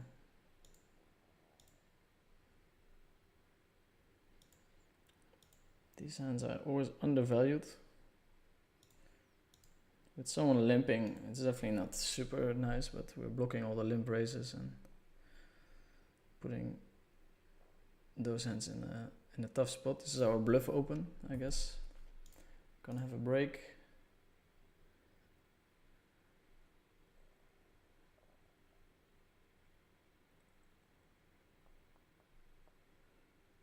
In which I'm going to grab my pizza. This guy is playing very slow. My boy Yella. Limp raise. Wow. Beautiful. Beautiful. You got me. I guess you guys know that I know this guy very well. Don't have to hide it. I'll be back. I'll be back soon.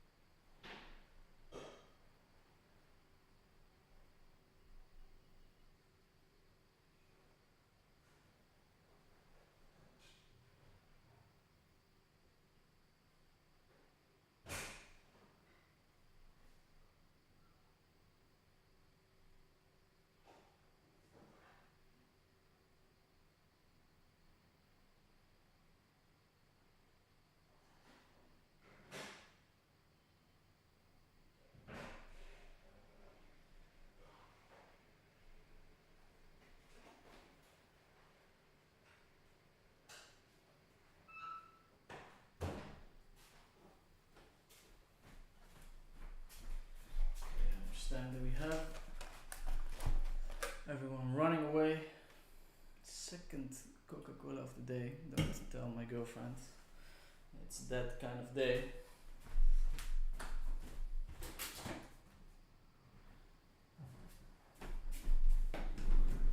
We're celebrating life. We're celebrating life. I'll be quiet for the next 10 minutes eating my pizza. Then I'll do deep dive on the questions. 300 people tuning in, roughly. Thanks a lot. very nice deck in the bounty. We have been playing a bit wild, and I don't feel sorry. Right, I'll go for a quick pee.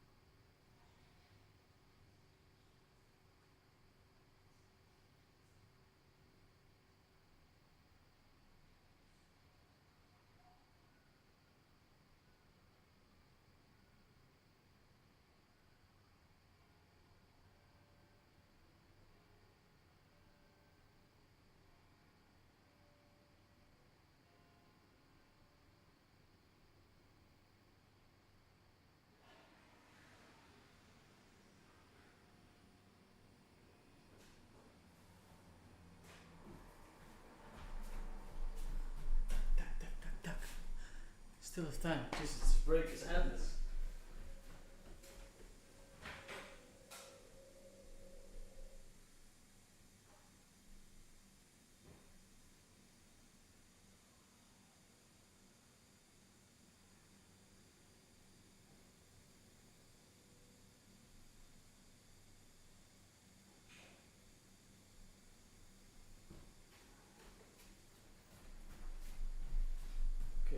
Okay, we're back. Don't leave me, huh? I guess a real streamer would put in a 5-minute highlight, but I guess I'm not.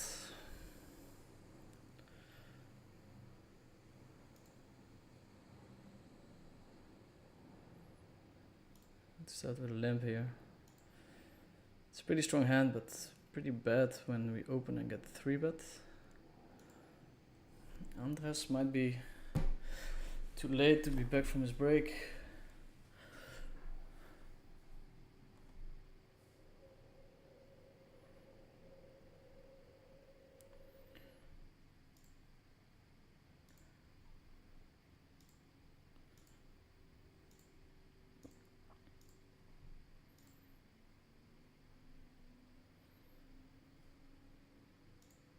I'm starting to get a small headache, so I'm going to drink water with salt.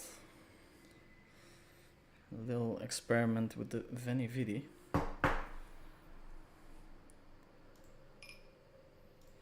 We're limping to call, not limping to fold.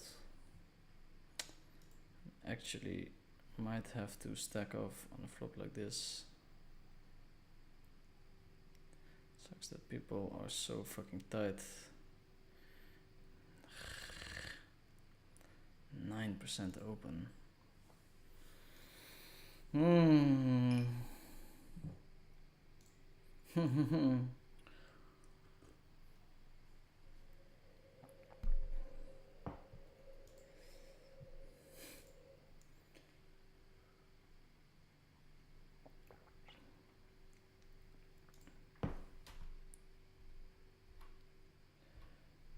to do a small 3-bet.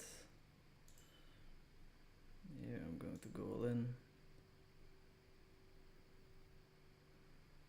Here I think I'm going to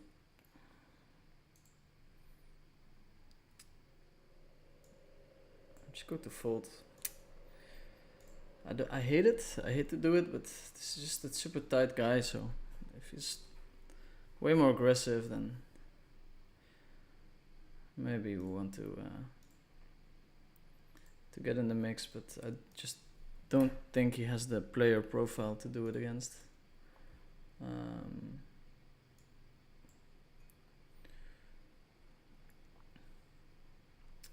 Don't forget to wash your hands.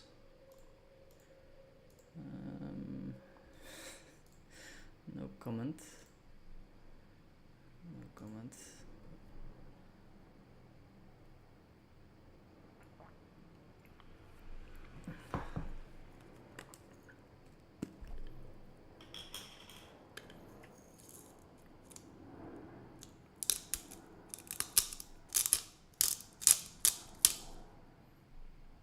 Okay. I'm going to try it. We're blocking nothing, but also we have a very strong range here.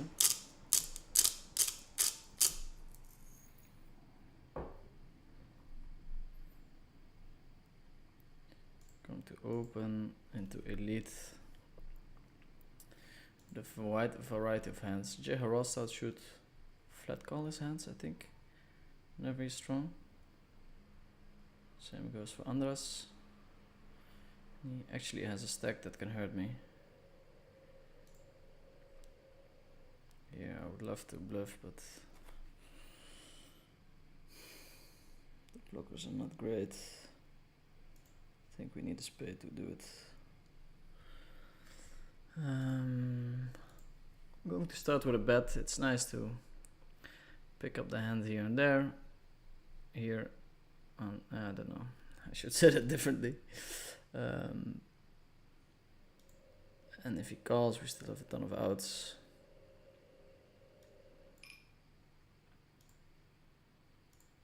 Flop 2 pair with a flush draw. Check all in. 80%. 75. He rivers the 10. It's a shame, it would have given us a very nice stack to work with. Andras with the float, and the king is nice, but I think we have to fold here. People really struggle finding enough shitty hands to continue with on the flop, so they end up under-bluffing the river.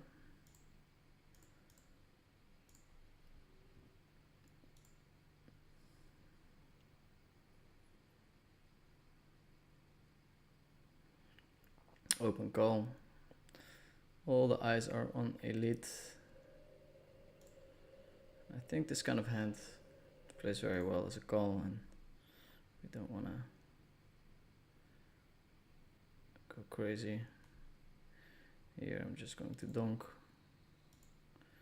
The size is kind of tough.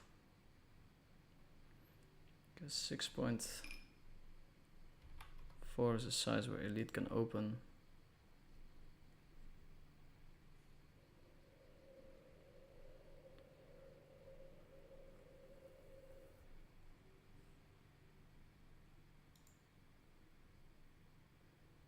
Put them in a tough spot to call. This is perfect. Either folds or we win the hand. You should know we're a little bit wider than usual.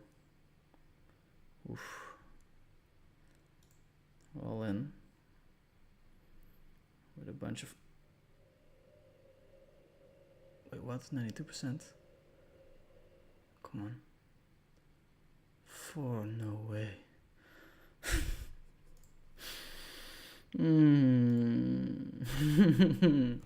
3.3k. Oh, that's really a shame. Wow. I was trying to find his outs, but yeah, the 4 is one of them. That's it's a bit of a pity, but we continue.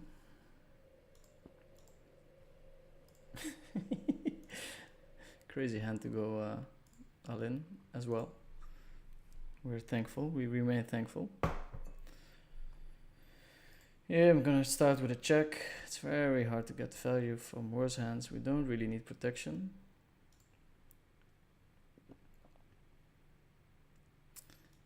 Here we're going to bet twice even. The ace jack is a pretty standard squeeze, I think. This stack that's very tough to call in a balanced way.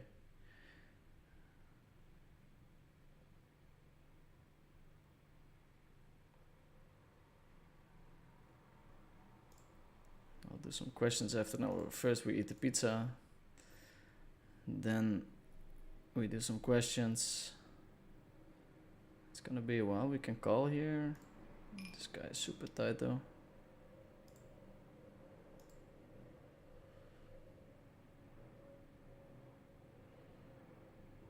If we want to mix in a check, this might be a nice hand to do it with.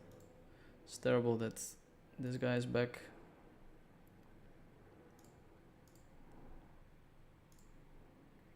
Going to check once more.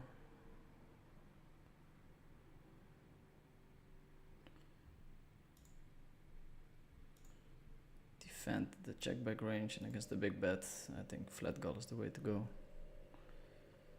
Okay. The swing is tough, and they take away our friend.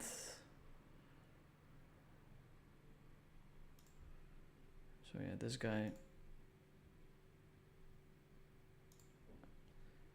It's a nice hand to check call. He's got a passive image. So will he find the bluff? That's the question. If he doesn't, then betting definitely becomes an option. This is all the qualities of a good check calling hand.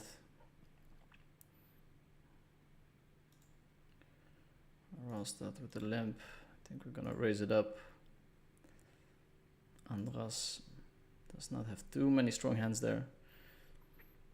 He should call some aces there as well, which people in general don't do.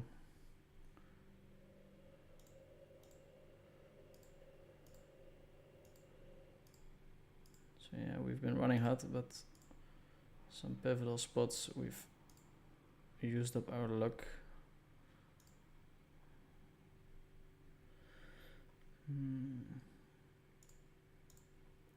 It's not a great hand to peel.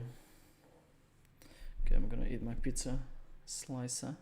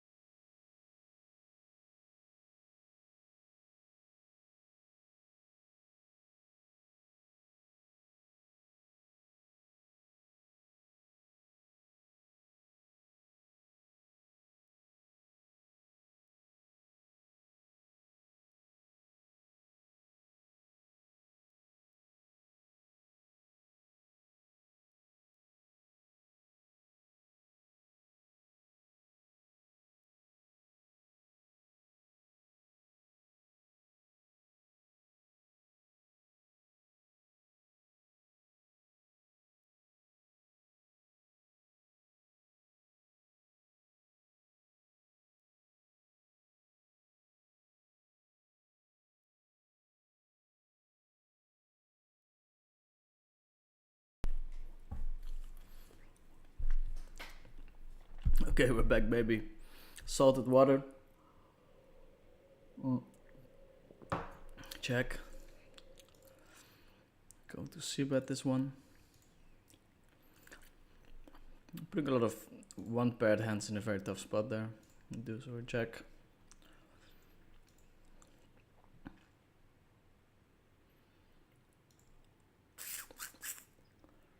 Don't want to go too crazy.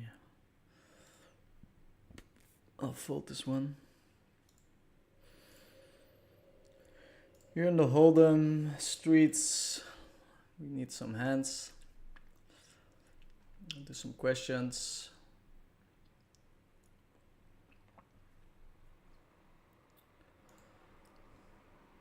Okay, it's question time. In heads up, I meet people who fold little versus c-bets. Is it the correct adjustment to c-bet less? What am I supposed to do with my air? The correct adjustment would be to put some stronger hands in your c-betting range. 1 second.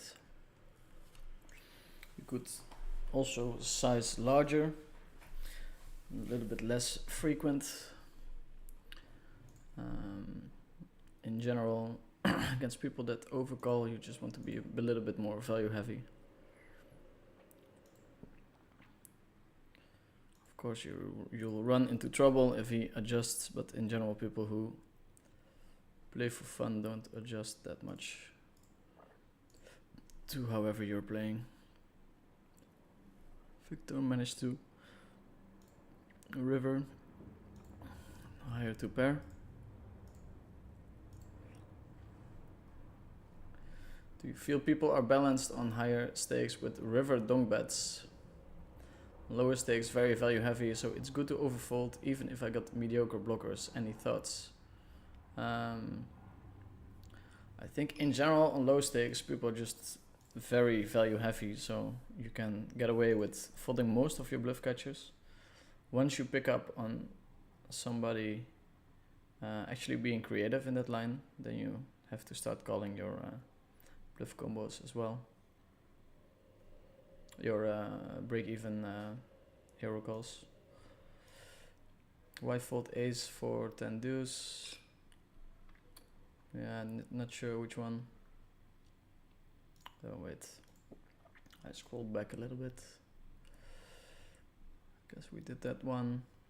Have you checked the schedule of the lower stakes Triton? Feels like impossible to beat with the rake and level duration. I understand it cost a lot, but still wowed Saunders. I mean, you don't have to play it. I understand what you're saying. It sucks a little bit, but do we call here? Do we call? It's kind of wrapping aces or kings. Sometimes you call, but yeah. Let's see here the info. 7 out of 7. I like 3-betting more than flat calling, but so yeah, if we call and he's wrapping aces, it's nice to actually hold an ace in your hand. So those combos were for sure calling, and then sometimes calling this one.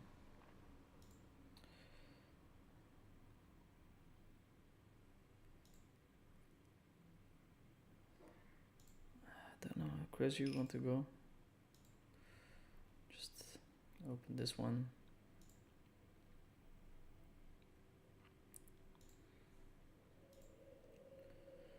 Jamming probably an option. Here, very short. This is very close to his hand.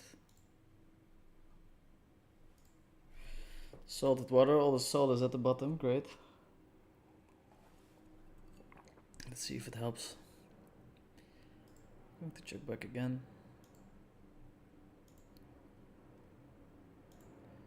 Kind of blocking all the values, so we bet small.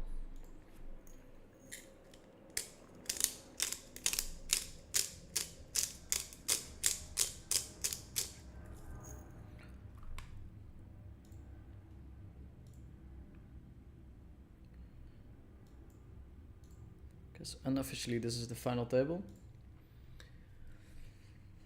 Is it better to tighten up or start limping weak range? Paulius Vainauskas, which really reminds me of one of the names of the high stakes no limit hold'em guys. I'm not sure in which situation or what you are referring to specifically, so you'll have to tell me. Where do you order pizza? I cannot tell. Don't forget to wash your hands. Have a nice pizza. Which one is it? It's salami. Deep is saying sub Veni know some bad words in Portuguese already, like foda-se, which I think people pronounce as foda-se. Foda-se I know already, yeah. Puta que pariu. But I guess I have to be a little bit careful with swearing in Portuguese on stream before I get banned. We have an all-in from Santino Rag, which means we're calling in the big blind. Deuces. We were hoping for ace 10, of course. 10 will give us the better hand. 10, king, queen, jack, or ace. It's quite a bit of outs. And we do river the requested 10.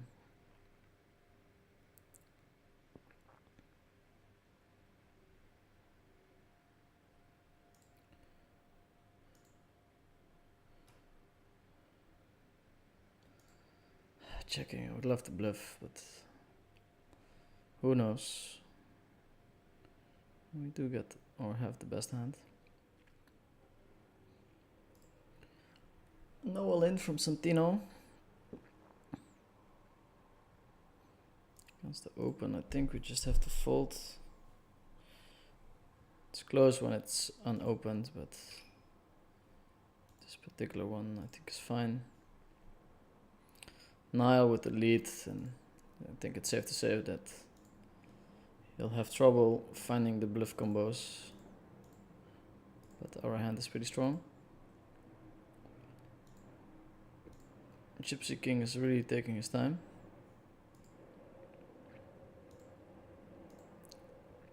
At the sixes.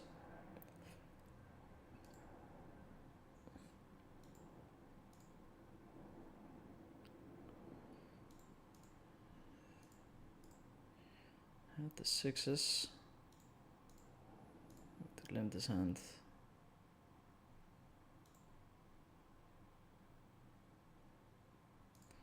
To play as many hands as possible. GTO slice. Let's go, champ. Get these gains. Comeback is here, baby. Yeah, I guess it's not really a comeback. I didn't fire too many bullets today, which is nice. And here we have a pretty big stack, 11 buy-ins. We almost snatched up. That's sweet. 3.3k bounty, 92.5%, but we couldn't do it. Sure, we can raise here with any 4 or 5 combo for deuce for 3. I really like Pizza Project and NLHE, those are great.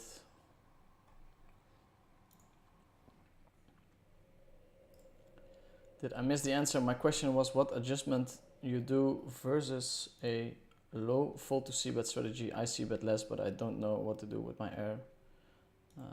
I think I answered it. And also it's not like you don't want to bluff anymore. That's what people usually do. Whenever you have people that call too much, they do end up with weak ranges on the turn and river, so a lot of people say don't bluff the fish, but there's definitely some fun players that you should try and bluff. 300 people tuning in, amazing guys. Some positivity in the chat, some stacks in the tournaments. This one we've been bleeding, not going to lie. But we're alive. Here as well, slightly understarting. Chip in a chair, and here we're chip leading. these bounty tournaments actually can get very profitable for the guy who ends up number 1, because you not only win the bounty of your opponent, but you also scoop the bounty that was on your own head. Check on the flop. He's still checking a ton of queens.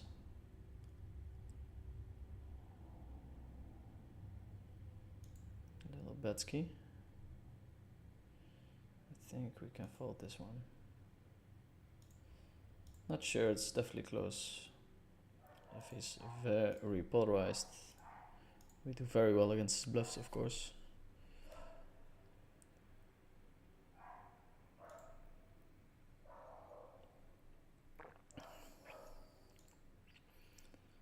Quite unsure how to approach the small blind against big blind battle. So a spot that I should work on a little bit.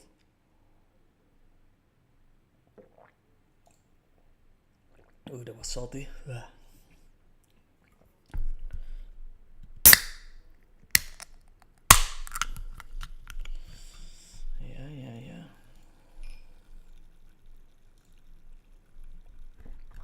Okay.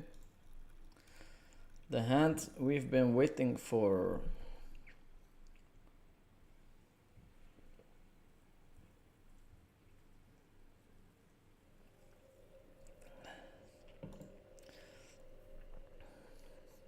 We have 8s. Going to try and bring it to showdown. Tempting to bet with the ace of spades.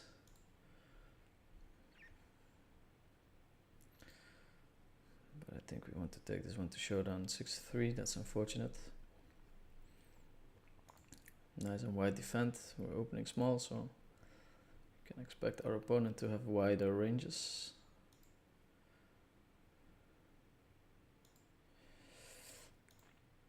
Here, a bunch of limps. Not sure what to make of it.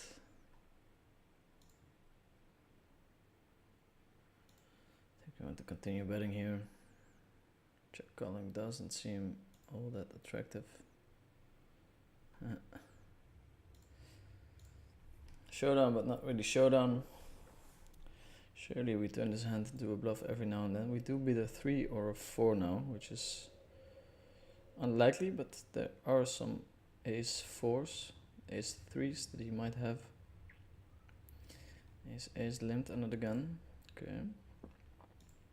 Go to a final table. They managed to put me on the worst seat possible. Elite still in there. He's got a big stack. And here we're going to get it in with the kings. It's 11 big blinds deep. Of course, this guy will show up with aces every now and then. He's only got 16, 17, 18% range there, I would think, but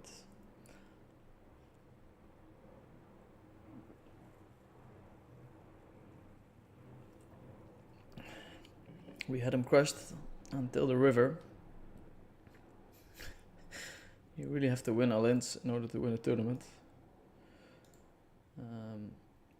I would love to say that I'm running poorly, but actually I have been running quite good this week. Let's see if we have a third slot. Something we can put in.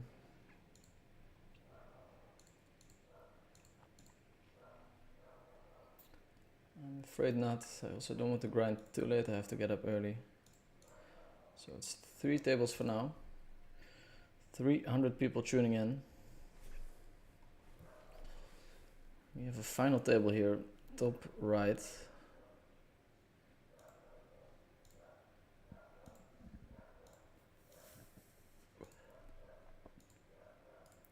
Let's see if we can make something happen. There's 2 ways to make money: bounties and lettering. I'm gonna put the prize pool here. As you can see, the bounty of Elite is almost the size of the, it is the size of the 3rd place. So we really want to focus on that, but Elite is so deep, it's going to be very hard to get them all in.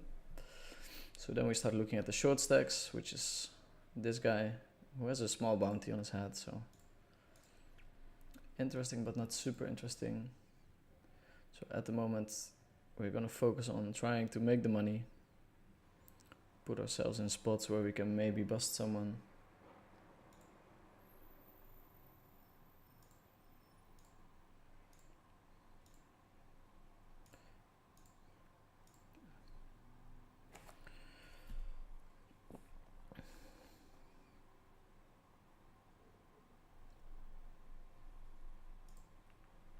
Let's see.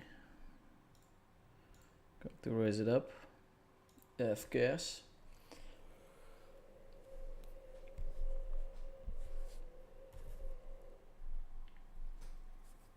Ace King King 4, nice and strong hand.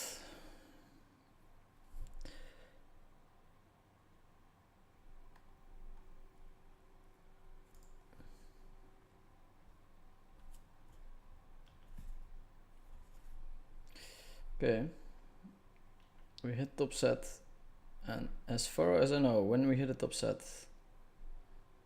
and we have no backup, that's the kind of hand we just want to shove in.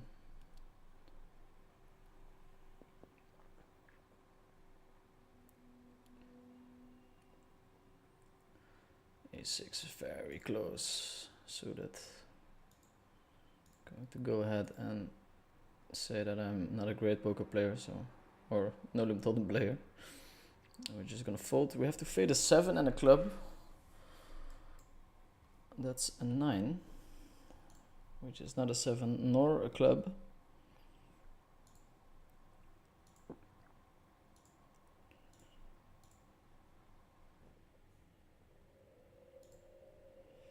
Going to defend the queen queen 5 deuce. And this flop is not great. Of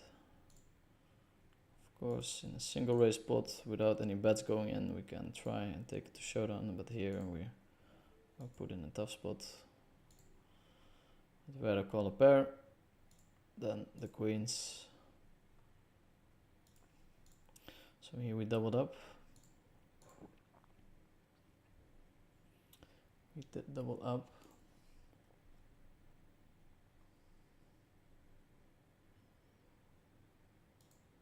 And here we don't want to create super big pots, so I think most of the time we're just limping. Trying to keep things small with Sergio.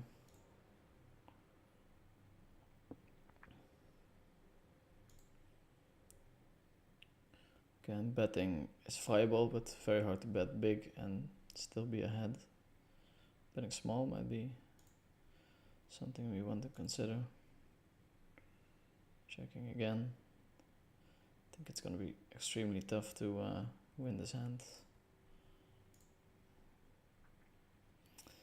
But we tried.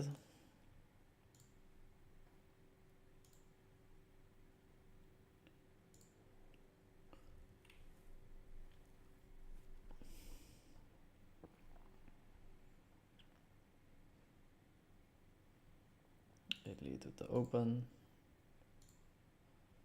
Opening on my button, Sergio small blind, so I'm guessing he's pretty strong.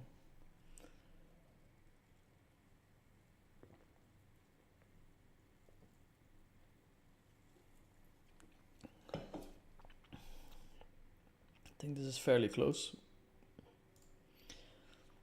10 big blinds deep, we can basically stack off any pair, so we defend quite wide still, but under the gun +1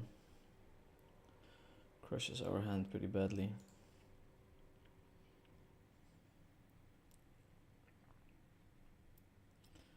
I think we could call here.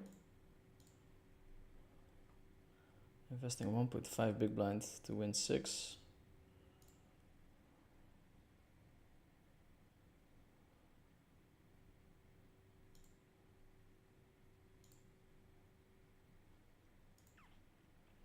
That elite guy had 6% chance to stay alive, and now he has 136 big blinds. Tournaments are wild.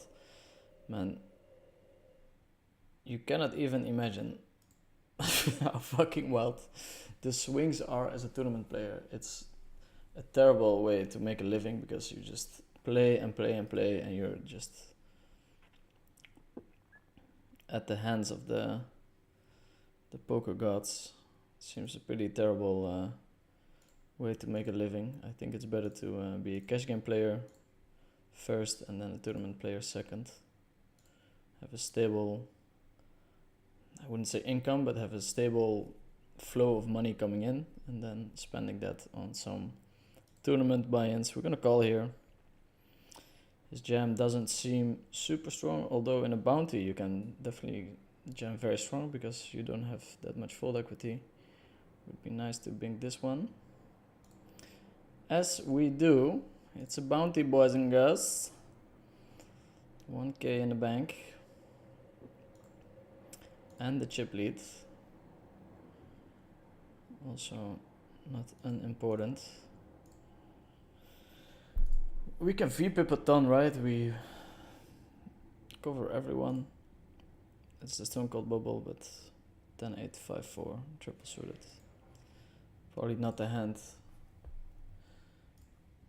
My opponents all have very big stacks though, so they'll have a very tough time 3-betting me, or at least in theory they shouldn't do it much at all.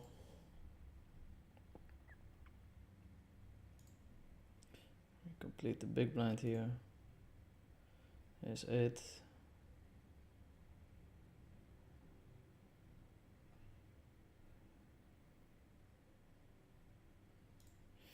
You see bets here. I feel like people see bet blind, and we want to put some pressure on people every now and then. Going to raise. Going to complete this hand. It's a terrible hand, but at least it unblocks the hands that my opponents are supposed to play.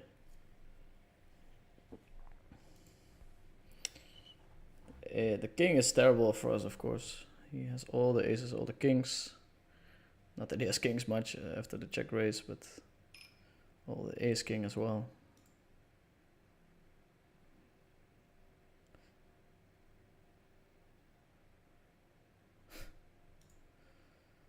Goes all in. Can big bet fold, can see bet very polar.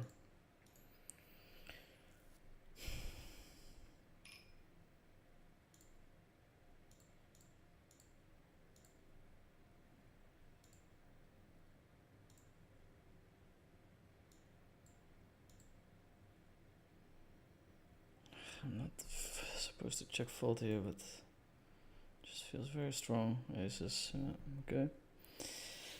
We are doing well. And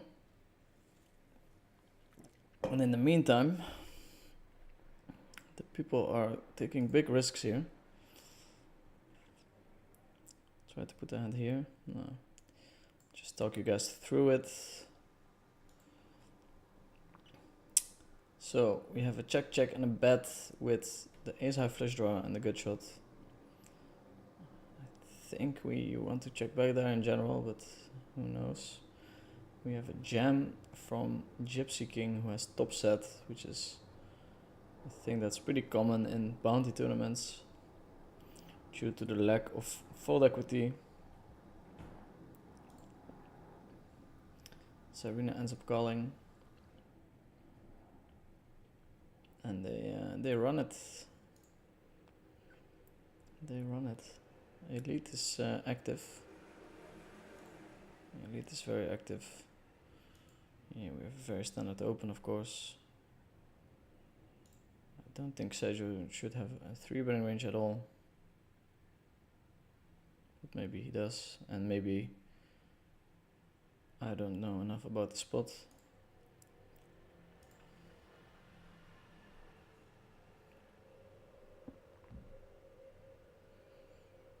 Do you still play PLO cash on GG? So they got rid of high stakes, so only 10-20, and I don't really play 10-20. I think it's a waste of time for me personally.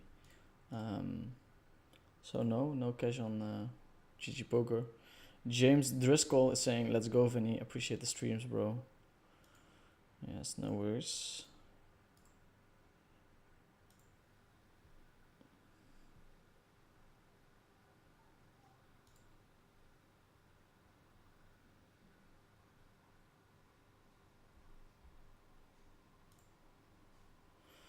Sergio does find the 3-bet, which is super interesting.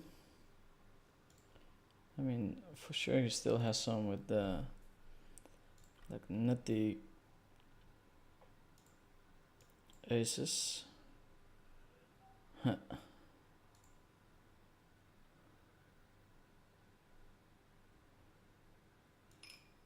to overbet jam here. Not sure if that's a thing. Pot bet could have been okay as well.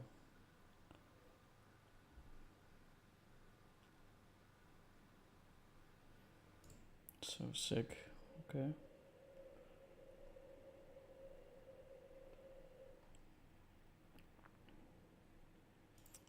I'm not entirely sure if that's the play, but King Queen is a jam here. Gypsy King opening 3 big blinds. It's generally very tight. We're gonna start applying some pressure on my opponents.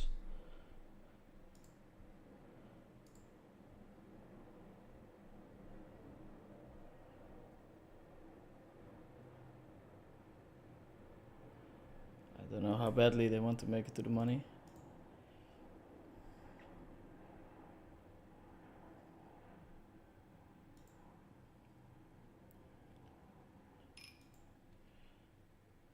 Coming in with the clunky c-bet again.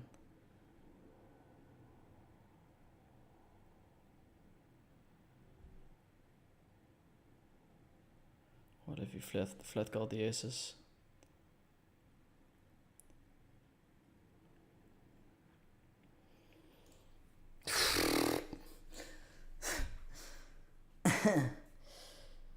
Oh,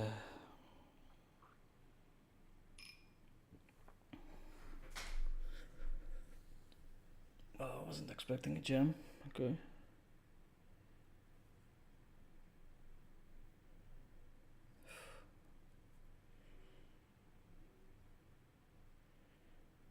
Could be the aces, of course, but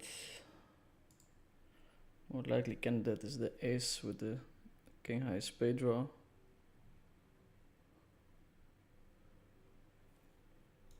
Going to call it off. Oof. Oh, 75%. This is such an insane spot. Can we do it? Oh, it's a black one. Jesus Christ. We run not great with the very big on ones. It's such a shame. Basically win the tournament there if you win that one.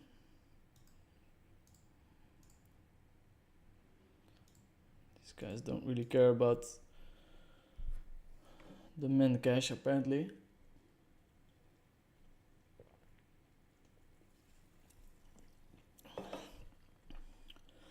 Not going to lie, for the stream and for the GG bankroll would have been nice to win that one.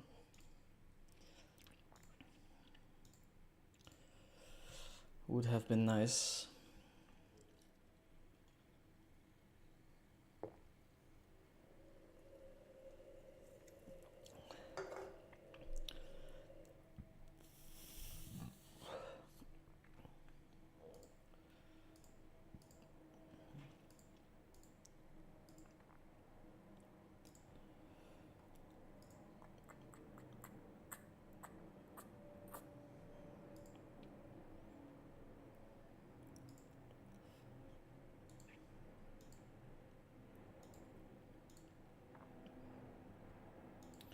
Instead, we're hanging on as a short stack.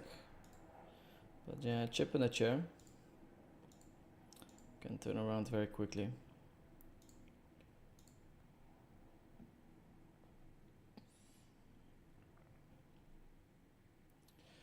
Can turn around very quickly. Trouble hand straight away.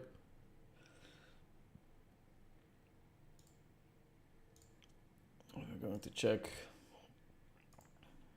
how much the min cash is. It's under a buy-in, which means I'm going to take the aggressive route with this one. I wanted to say, but now we have a very, very easy fold. The king jack is super close yet again.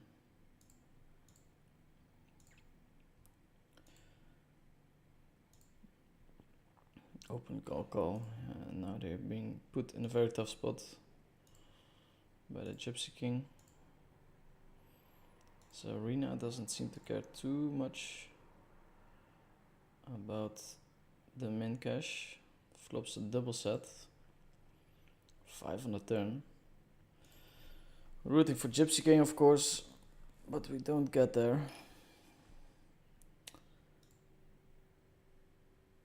18. I'm going to go.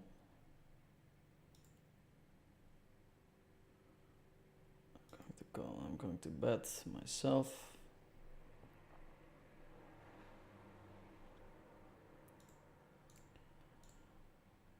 We really have to work on those tournament all-ins. That one was really big, huh? Would have nearly guaranteed us not the win, because we would have 55% of the chips in play. Yeah, we did manage to get it in, 55%. Left with one big blind, but late reg is still open.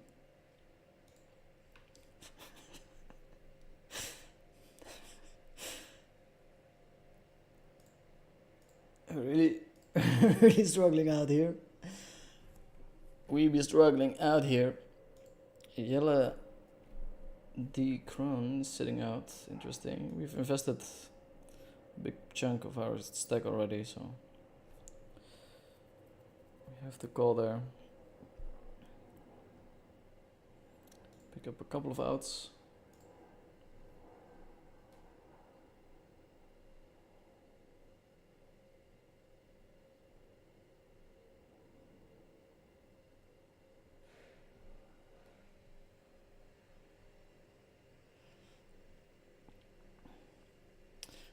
Did you know people flush their body out with salt water? Okay. Mr. Carter, play Rush and Cash, man.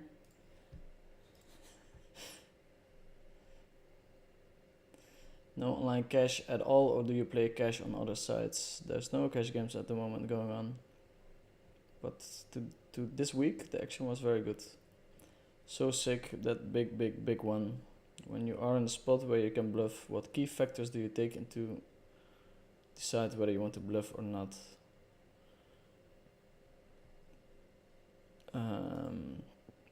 I mean, my blockers are very important, and sometimes I tell myself at the start of a session that, for instance, the club in the first card is going to be my aggressive hand.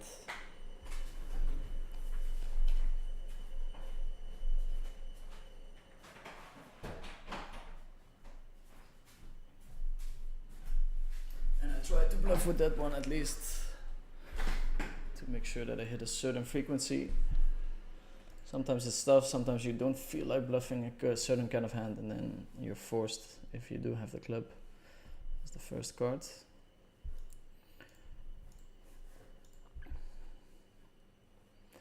It's kind of crazy is that we went for the tournament win, we didn't get it, and we're still able to play. We still have a shot at redemption.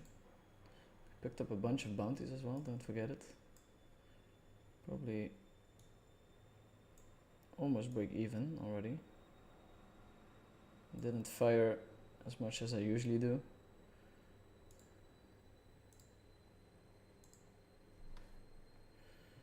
Washing machine is taking off again.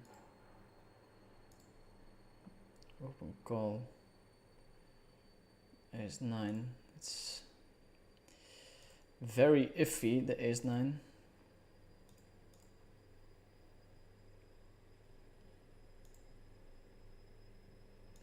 $306 people tuning in, that's definitely higher than average. Feel free to drop a like on the stream, it helps with the visibility. I would love to bring you guys a win in the bounty.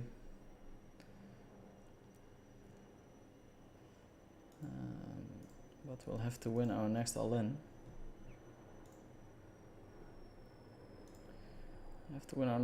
We did some commentary on the 200k PLO historical heads-up match.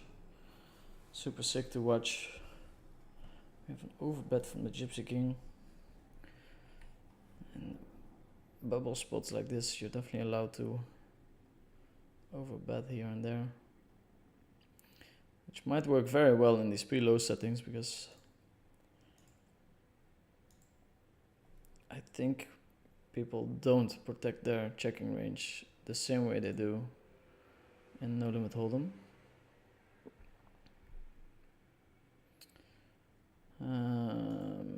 This is a very close spot. I kind of don't want to get involved until the bubble bursts, but the bubble is not that big, so we'll call at least once. Flopping top pair and a good shot on the mono board. Pretty easy call. Brak with broad on my left. Usually a bad sign. And here we do have fold equity, which is not too bad with the nines. We check it. See what Elite has in store for us. Check the aces.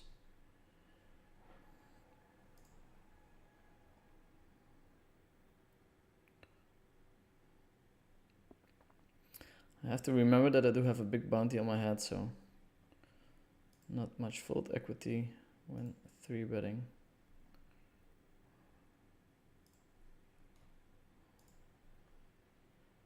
Not too much fold equity.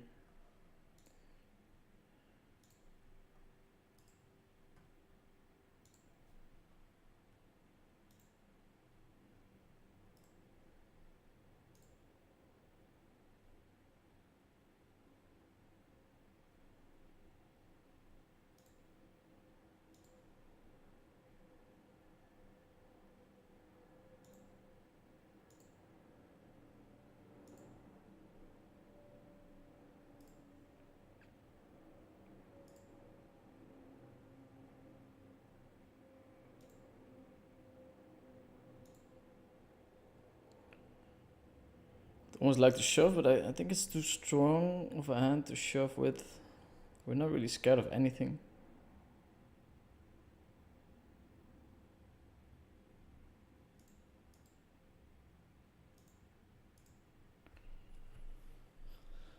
I think just check calling is the way to go.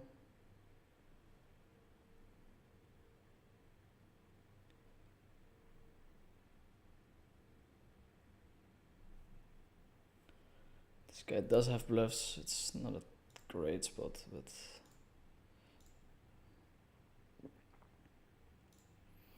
I have seen him bluffing more than once.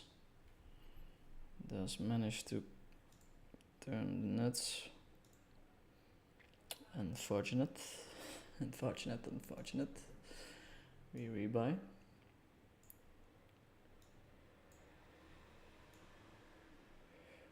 Rebuy, go on a break, but I'll stay here.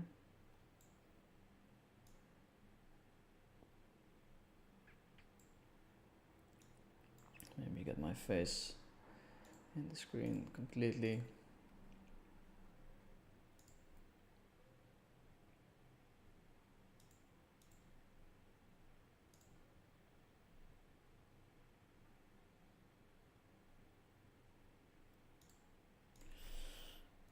Let's see.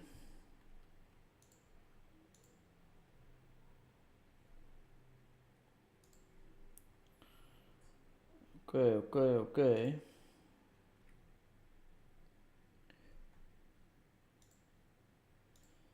Let's see if we can start winning some all-ins.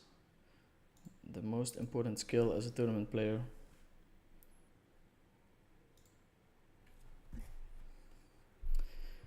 Le most important skill.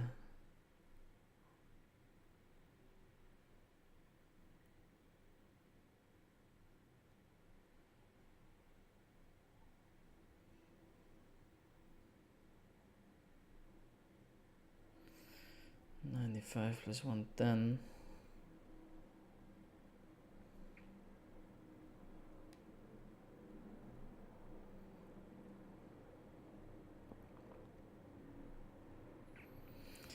running out of money again. Jesus, the money is flying away from my accounts. It's really like, has been like no other year. That's 205. Done. Continue.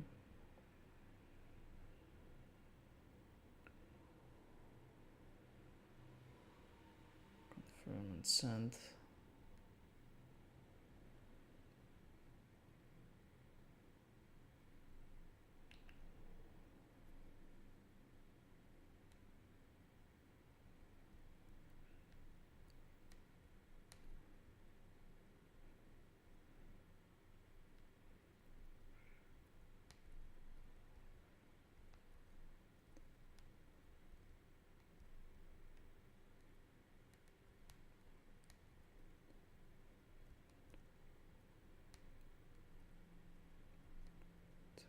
Much. People watching. Showing off to my girlfriend.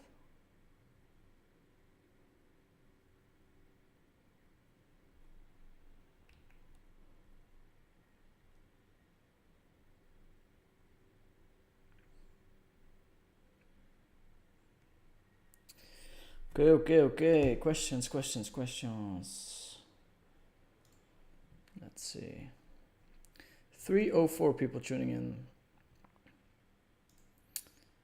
That's nice. We have a final table here on top right. We have the no limit hold'em stuff. 12 big blinds. We'll find out quick enough if we will make any chance to win this tournament. Maybe a cash game would be nice. I don't know. Let's check if we have something running. Matt Parker is grinding again. Super sick guy, by the way. Taking on all comers.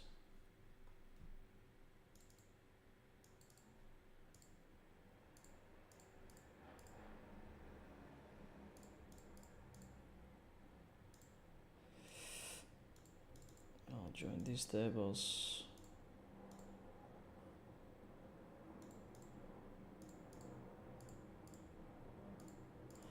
Maybe this one. You never know. Never.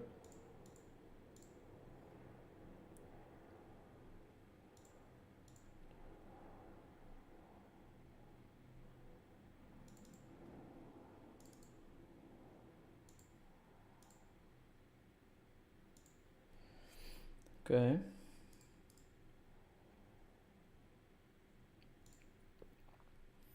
Wow, a lot of players online. Looking good. Ace, Jack.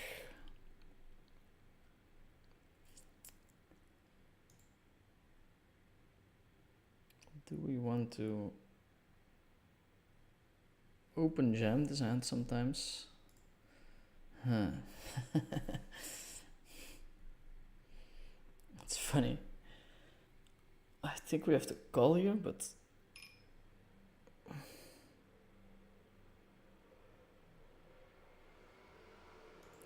okay, I'm going to fold and I'll explain my logic. I do think he would min open ace king, always ace queen as well, so we're kind of ahead of his range, but we have 4 players behind. I think in a small blind it's a super standard call button maybe as well, and then he becomes a little bit tricky. Oftentimes he'll have a hand like this that we do cover.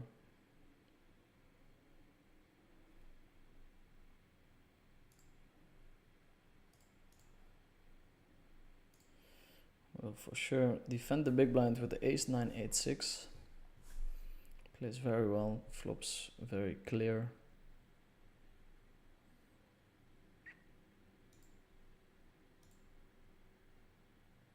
Okay, so this is clearly a check fold.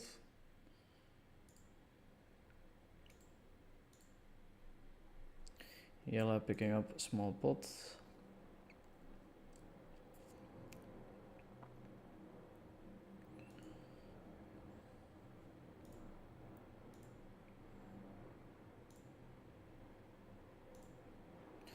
So battle to the bottom between me and yellow.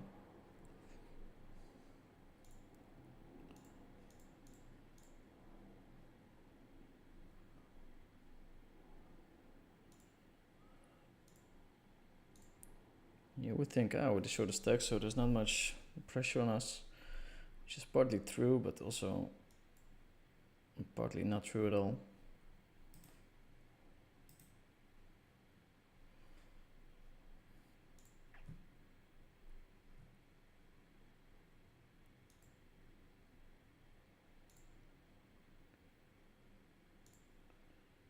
Let's see. Okay. Every time. You have been playing the live PLO tourneys and villain ranges are extraordinarily wide and action is hyper aggressive. How would you realistically adjust to them without becoming too passive? If everyone's super wild, you gain a lot from being tight, so I guess there's not really a way to do it. We're gonna open jam this one. Guess we're protecting our open jamming range, so if we jam 6s here, big blind might call 10-9 suited or whatever. Maybe that's a bit too weak. Also, if somebody of these stacks call with like complete toast, Gypsy is probably opening 100% here. He has the big bounty to win and yeah, pretty standard.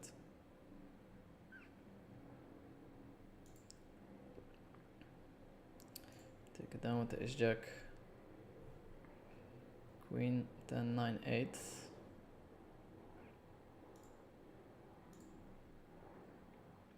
So Arena is still opening hands, which is a good sign. So short, we don't really have full equity and good hand, but in terms of hot cold equity,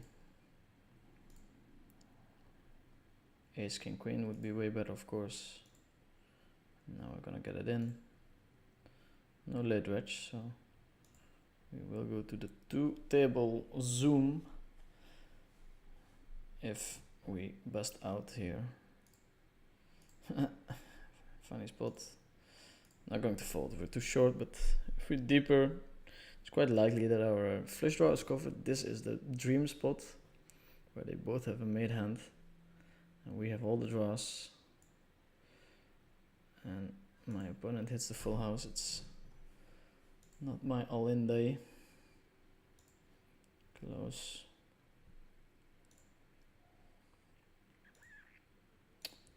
Going to go for the 2-table view. Defending the a6. On the big blind. He's going to see bet close to 100%. As dictated by GTO. An ace on the turn would be very nice. We'll swap over to 2-table view.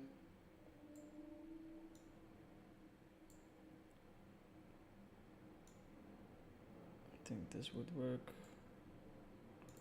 Big bet, folding.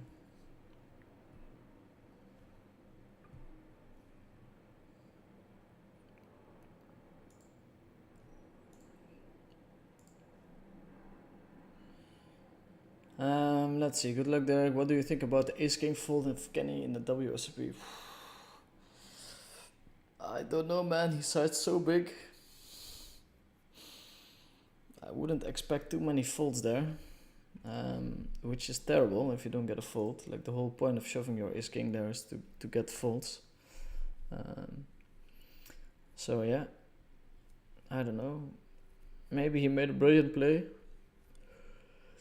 If I'm in the spot myself, well, I would have a very hard time to fold the ace king. I think I would close my eyes and shove it in, but there's no long term there, right? So it's very funny. You can open up a solver and put the hands in, and the solver quite likely will jam, but the solver will also like find super balanced bluffs there in the grinder spot, which the grinder probably won't. He looked pretty straightforward in his poker. So yeah, it's really up to your feel in the moment and your appetite for making close decisions, while folding is most probably going to bring you a higher payout on average. You know, that's something you can't forget. It's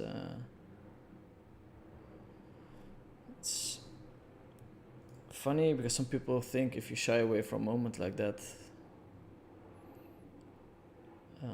that is bad, but you're just not playing against machines. Also, you're only in that spot once in your life.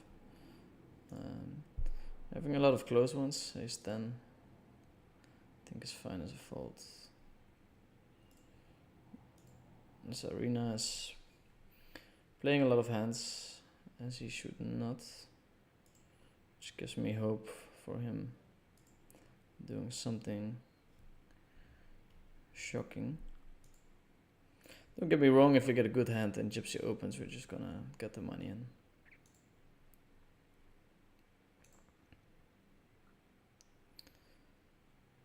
The payout is not that significant. I'll whip it up here. It's more important that we win the tournament, that we have a stack big enough to get big bounties. For instance, doubling up means that we cover elite, which is very important, because 1 in 5 is going to grasp this bounty. Gypsy should be very white, as he is. So yeah, the ace king fold, to summarize what I think it's completely fine to fold it, and it's completely fine to jam it. The grinder sized it so weirdly that I wouldn't expect too many folds. I think he would call the jacks actually, which the call is probably bad. And then if you know your opponent is going to call the jacks, then it's bad to jam the ace king. So yeah, maybe it's just a brilliant fold. I have an overbet all in here. Always interesting.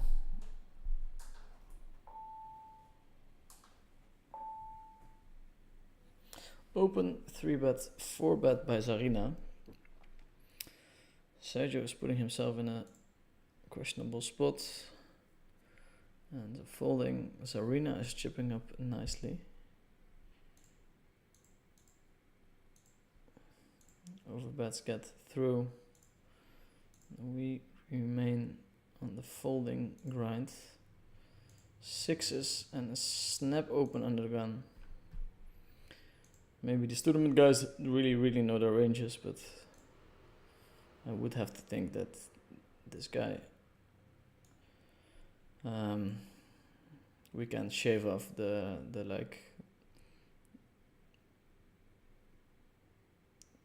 break-even hands of his opening range there. At least does find the quick fold, so might be off with my timing tells.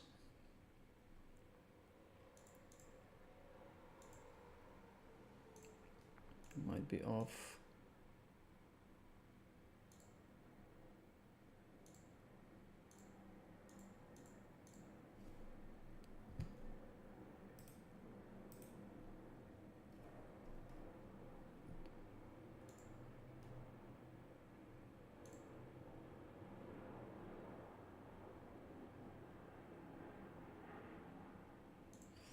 Queen 9, 7, 6 in the big blind.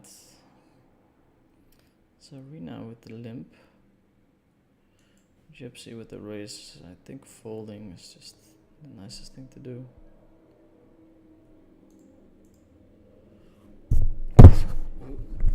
Sorry about that.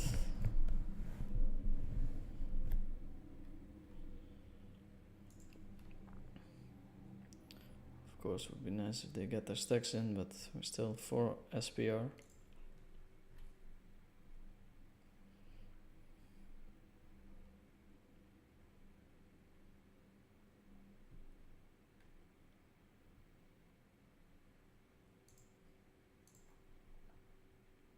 10 jack, king 10. Okay. Zarina is on the tear. Mr. De Kroon is playing very tight. The race to the bottom is on full force. Gypsy King opening super wide, most probably, as he should. If we pick up an open like that, which is unlikely because he's mostly gonna call whenever we 3-bet, we're ahead of yellow.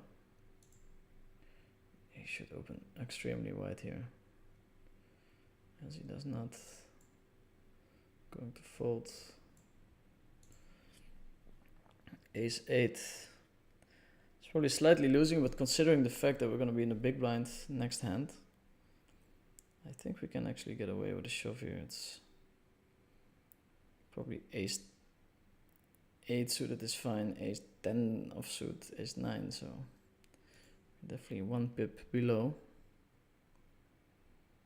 Just hoping for a bunch of folds. Fold. Okay. It's too wide, but I think the model doesn't take into account that I'm going to be in a big blind next hand. Just looks at one hand, so maybe it's fine, maybe it's a bit too wide. I like the ace king fold. He only had 2 BB invested and against 2 uncapped ranges, with one of them definitely not folding anymore. You're flipping at best, and he was second in chips, so great fold IMO. I'm not sure if the grinder is always calling there, and surely, like, I'm not saying, I don't want to be mean, but people are so results oriented where I want to believe that he still has bluffs there every now and then. Okay, maybe strong hand 4 out of 5 times, but maybe a bluff every now and then it becomes very profitable. But then again, maybe he does not, and he just calls it off there way too often. Then it's a brilliant fold. He was second in chips. It is a very special place to be. You really don't want to be flipping there. So yeah, I think it's fine. Elite, very sharp on the bounties. Limp Gypsy is going to raise, I think. And here we have an interesting spot where I think Gypsy is so wide that we should push the equity here. Zarina overcalling. Imagine Gypsy going all in here. Kind of unlikely. We don't want to go 3-way. Would have preferred Zarina to overshove there.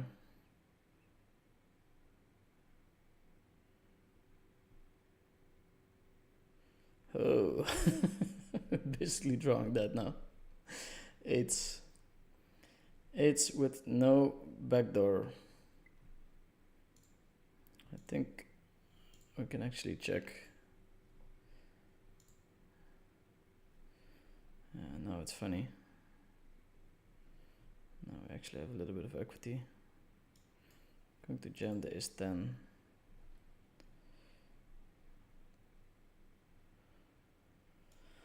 How much do we gain from betting here?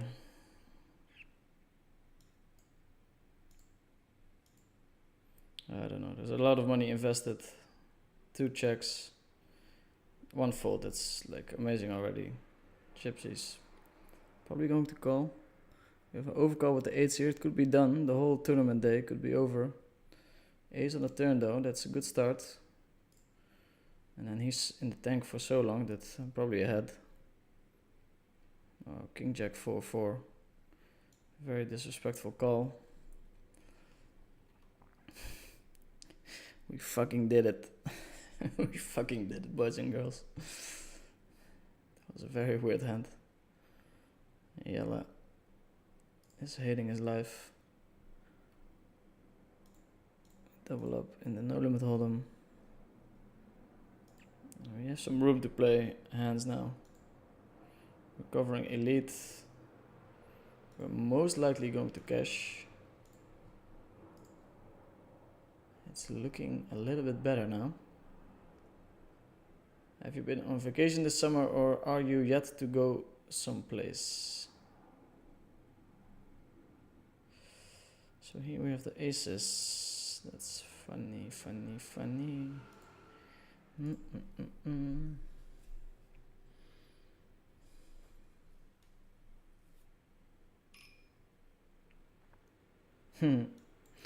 Just going to 3-bet. I think we want to play for the win. The payout is so small that the stronger aces are just 3-bets and then the weaker ones maybe we flat call. It's a pretty bad flop.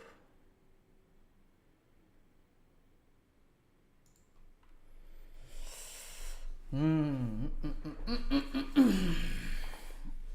don't think we can fold. There's a risk premium, but I don't see him donking the top sets, top 2 pairs. It's 46%, 47. For the chip lead, this is very important. Oh, we do it. That's how you put yourself in position to win a tournament. I mean, don't do this at home, kids. Don't do this at home. Just think it's very wide. We still have full equity pre. And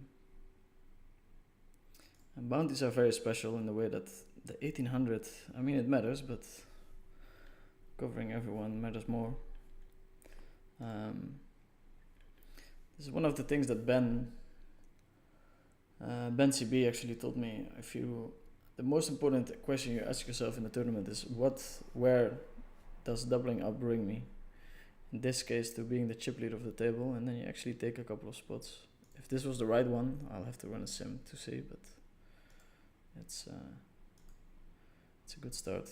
So now we can open up our range quite a bit. Yellow is quite short, so if he has a strong hand, for sure he'll go for it.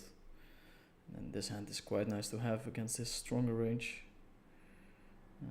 We don't want to go overboard with the king 10 deuce deuce. But it's nice that winning the hand before it's kind of crazy.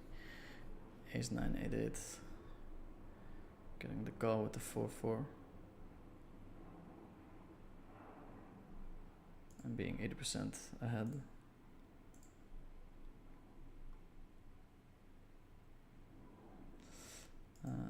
But this is nice. So as you can see, those tournaments, things can turn around very quickly. I have been to the Algarve.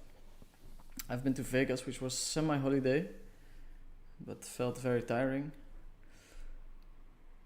I'm going to go to Copenhagen, Amsterdam, Cyprus, Barcelona, if I do find a VIP to play with. If not, I might skip Cyprus. So yeah, there's a lot of holidays planned. Elite. Huge bounty on his head.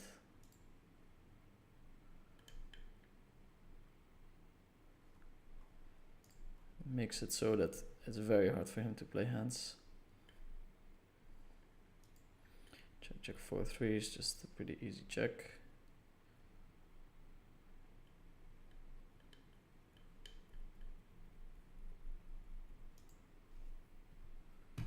Pretty easy check.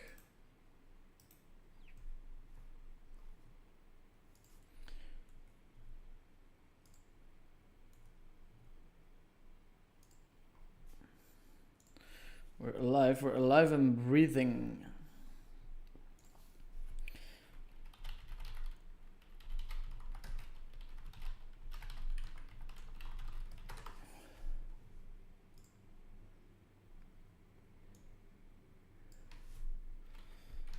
Gypsy King with the no blocker bluff.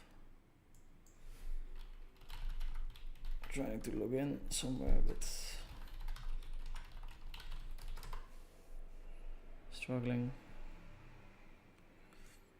Gypsy opening here, should be a bit careful, as he probably knows.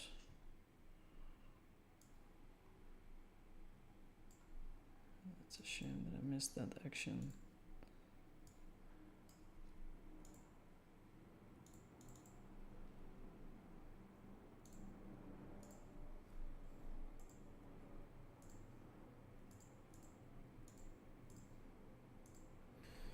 Online poker is alive, that's something that's for sure. Sergio punishing the open of Gypsy King, putting him to the test. It's a terrible spot to be in, to be fair. I mean, he'll be kicked out before the money. The upside is being the chip leader, but not on the bubble anymore. So less attractive than my spot was. So Arena with the open. I have to respect it. The 10-9-5 deuce.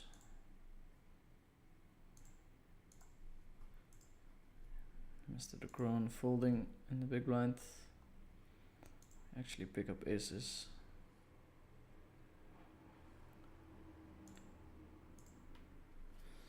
Going to bet, of course.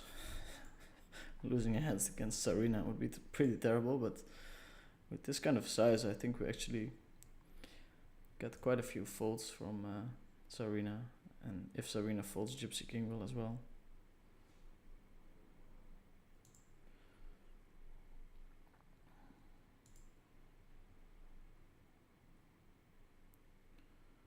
Going to start with a check.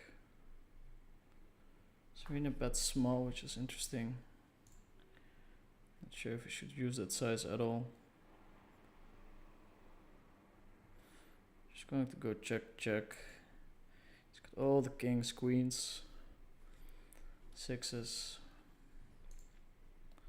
I don't think he should be free pipping this kind of hand. Also the bet is a bit weird. I'm gonna widen our range. I open it, but also not super sure about it. The thing is that with two short stacks, it's kind of attractive to open anyway, because we can win the bounty. We flop very strong here, of course.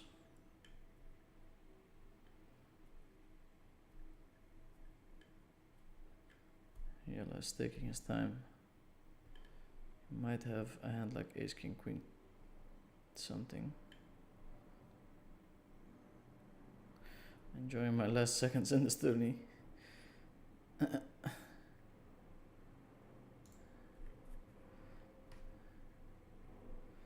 56%. Come on. Would be nice. 2.3k in bounties. And a very nice spot to scoop the tournament. We do bing to 7. Okay. Okay. Let's see. How is the viewership doing?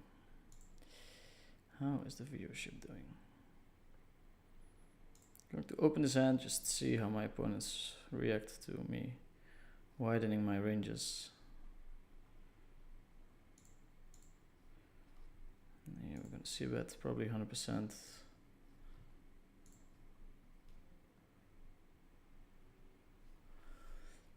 Dirk, let's see, nice, nice. Dirk, you should get some blue light blockers, helps you sleep after late night sessions. They're like $10, super plus UV. Love the streams. I think that's very good advice. I take my sleep very seriously, and some nice glasses would be nice. I'll put it on the list. It's not very high, but it's there.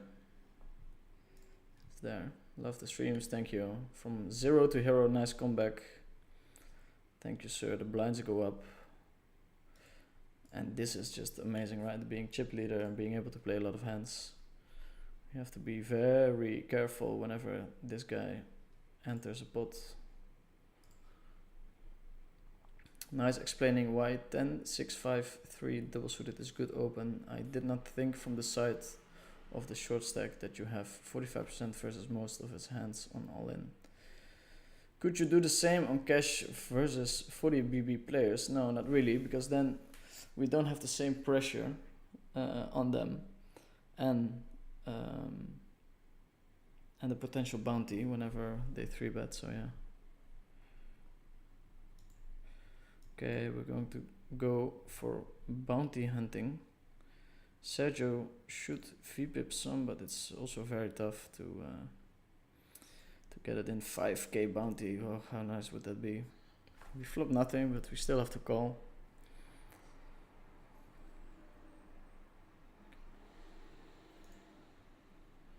Hopefully we have some outs. 15%. It's not nothing. We had a decent hand against this hand. So nice, 2 windows, but Elite has been getting away.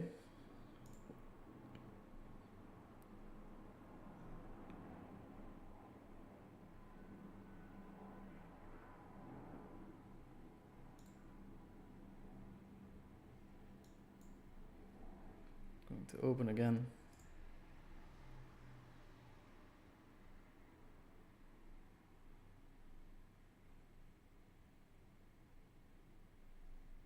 Arena doesn't mind taking a flop. Okay, we're going to start with a check. You don't gain that much from betting. We can take this hand to showdown, of course. This is very good for us.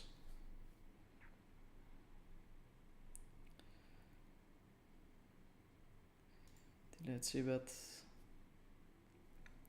Out of position, sizing up. See what my opponent does.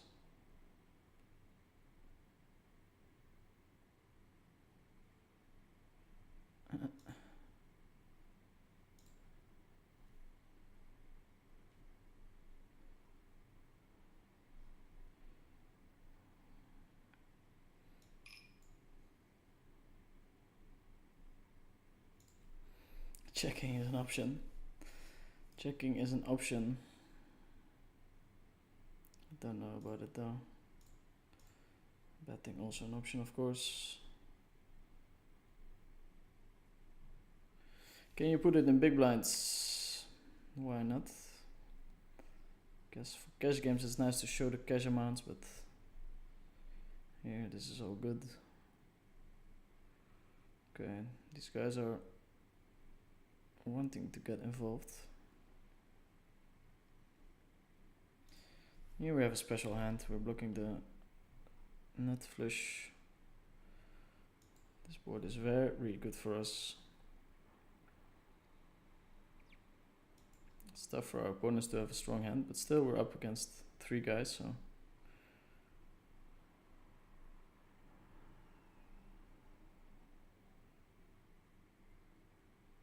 kind of the nut bluff c-bet. Gypsy jams it in though, so we get out of the way. Kind of hoping for Elite to fold.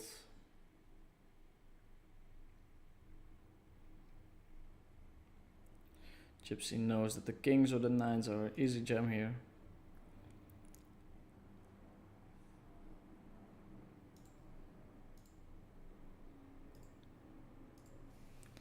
Would have been a super cool hand to pick up, but my opponents hit something. No ICM and cash, Martin. From PLO hurts, so that's true. So there's not that kind of pressure on my cash game opponents. Here they have to try and ladder up. Gypsy King with the limp fold.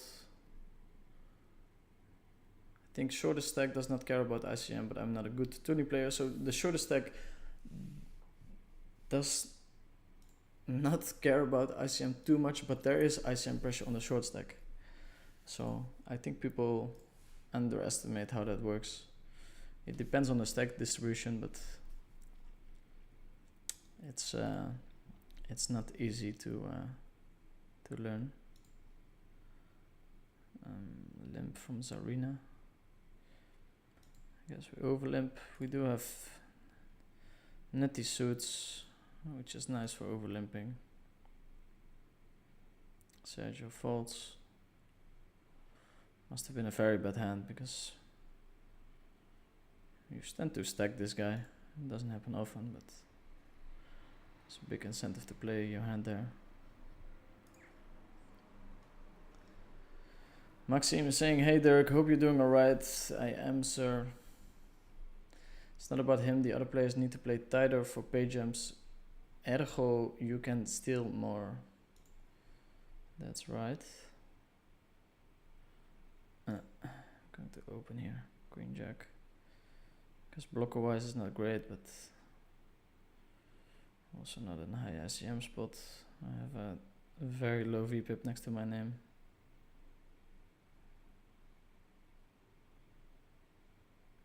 Guess we have to call against the jam there.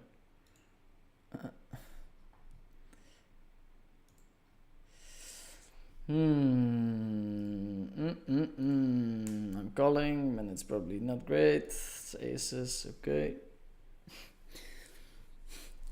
9 or 10, okay. I'm sizing up here because my opponents are not willing to fold. These guys are V-pipping super high, so we just punish them by opening for a big size. This is an open, I think. Another one of those hands that does quite well against the 3-betting ranges. Sergio going for it.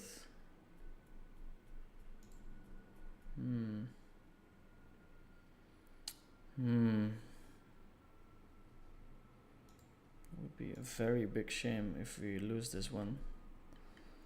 I think we have to peel. Okay. It's a good start.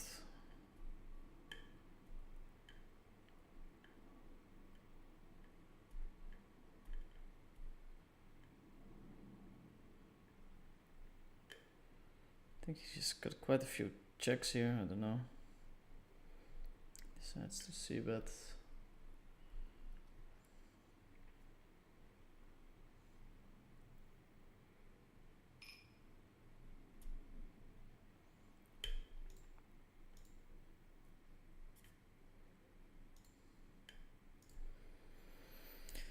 I guess I'm jamming a lot of hands there.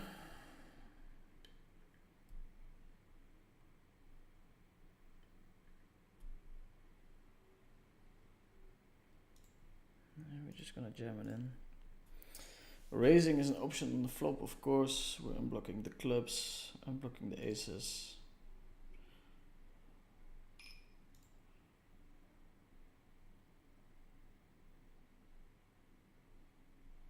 Sergio in the blender. I'm blocking ace queen as well. Always nice.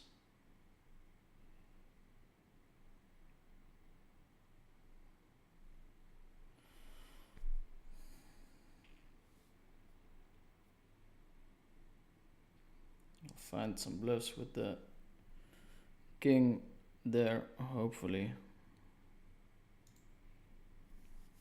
So yeah, I guess raising on the flop is an option. Also this line is fine, of course, protecting my calls. Then just raising with the jacks that need protection.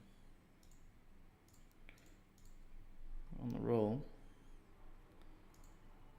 a roll, but my opponents still don't seem to care about being shorter stacked. Going to raise. I think he's raising most of his strong hands, but who knows. Limp fold. Don't mind. I think we have to defend here, 9-3 off. since we're so short.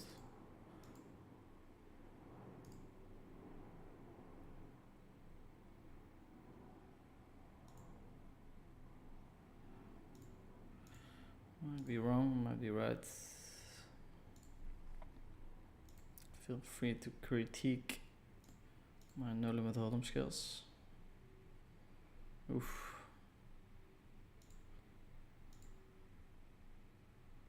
Gypsy. Of course, we'll try to get into the mix.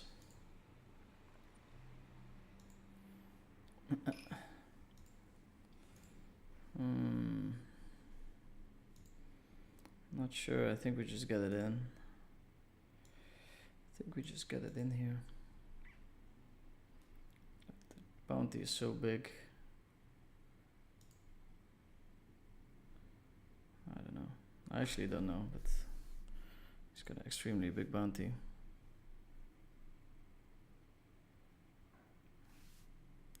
Gypsy King. We have some outs. Also, we can beat Gypsy King, right? No club, no ace king. He's got a lot of outs. Ugh, so dirty.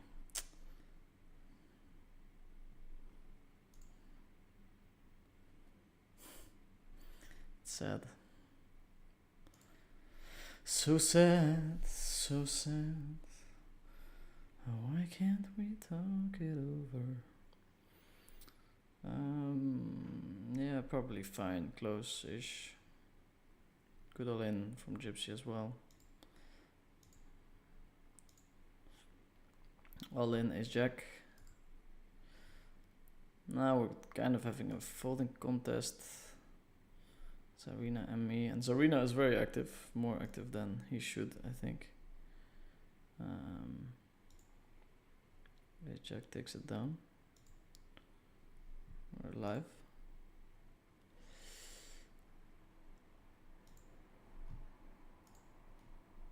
Would have been so cool, right, to win against Gypsy King.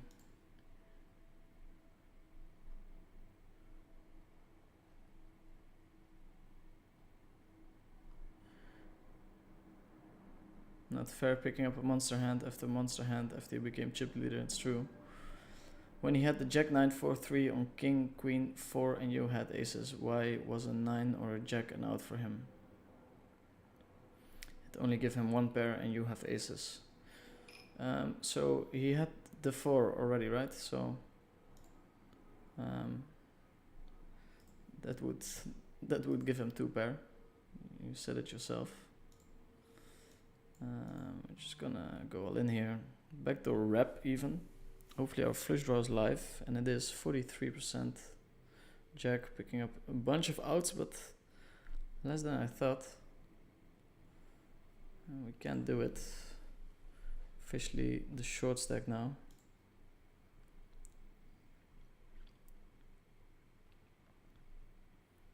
So yeah, Chris, so he would have 2 pair with the 4 and the 9s. Have you played much against Ben86 at PLO? He was the GOAT. I haven't played much, but from what I hear, and it seems to be that that Ben was the GOAT. Going to limp this hand because Arena tends to be a bit wild. See, bet.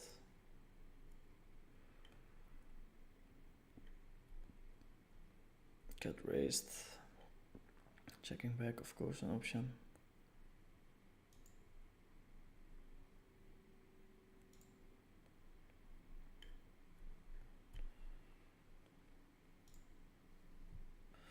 To check back.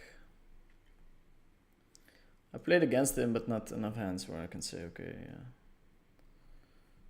I really felt like he was the GOAT or not, or Gypsy King with the Jack 10. It's a nice raise, maybe, I don't know.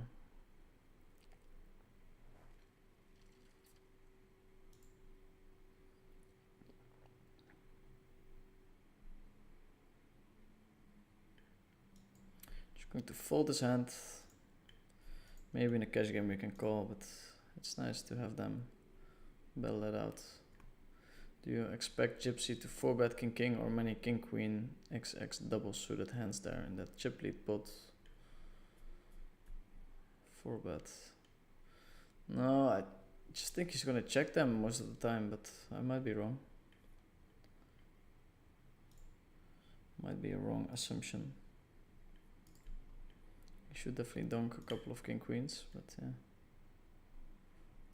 Checking.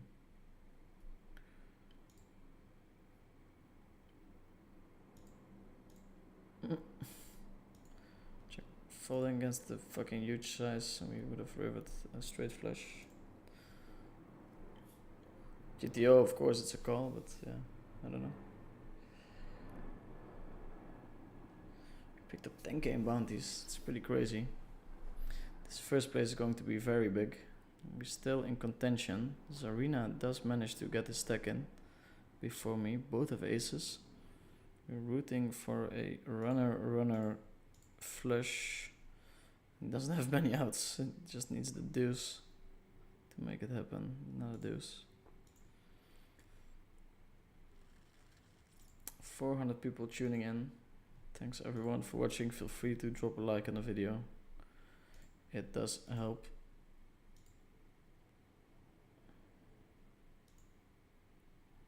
Hits us with the open. We check. Check again.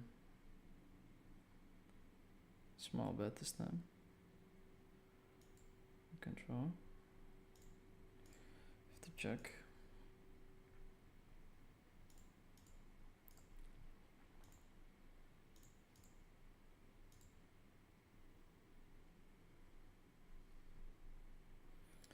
Leading slowly. I don't think Gypsy can fold buttons anymore. It's a very big risk that I bust my stack against Arena if you fold. Oh yeah, lol, of course he'd have 2 pair.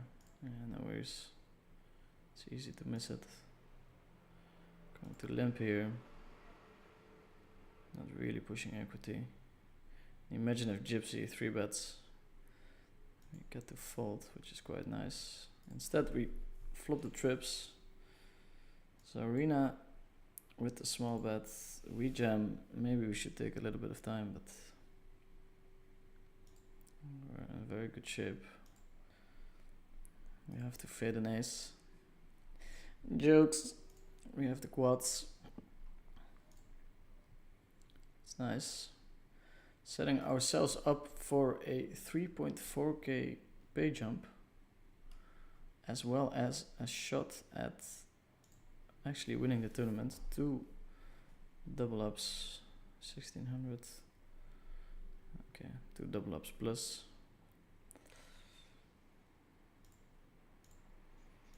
Yeah, we still have spots where if we have strong hand, we're just gonna 3-bet. Trying to better our position, I think.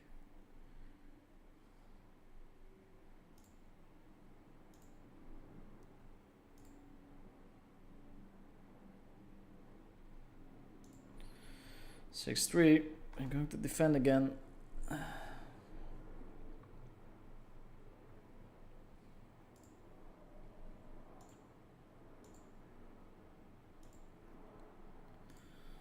sure if we should, but we're going to, and we're not going to. Zarina is chipping down slowly. We're going to stay away with mediocre hands. Tangcha must be so tight. Ace king, ace 9. Yeah. Question is if you want to call against a guy like that. It's probably fine, but he's already saying sorry, but no dice. No dice, you. Okay, boys and girls. Incredible stream, a lot of viewers. Here we have a funny spot. Invested 1/3 of my stack already. So I think a call. A pair and a backdoor, that's basically the nuts. This short, hopefully my opponent c-bets. The nice Baroque whispered his equity.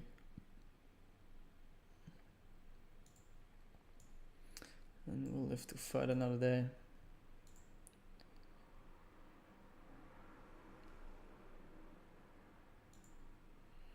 Ace King, 73%, brilliant move.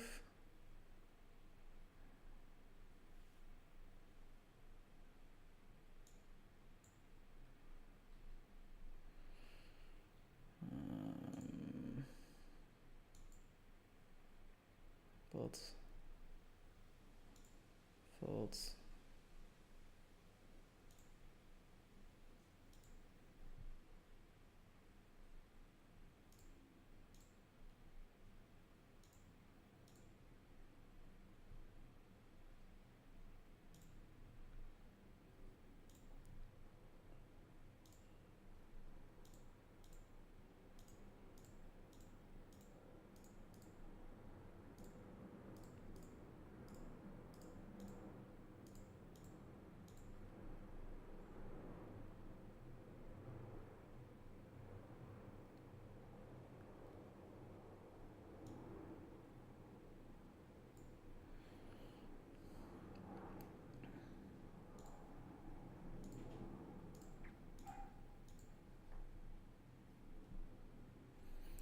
That's not good for us.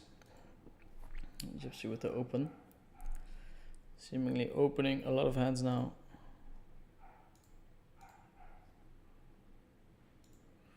Just gonna get out of the way with all the mediocre stuff. So we kind of tripled up here.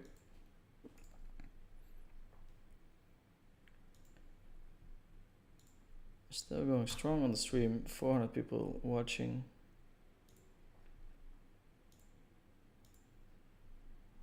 I'll really try to stream every Sunday, but it's not always easy when traveling around.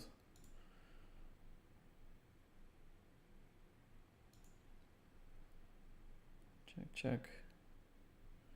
Small bet.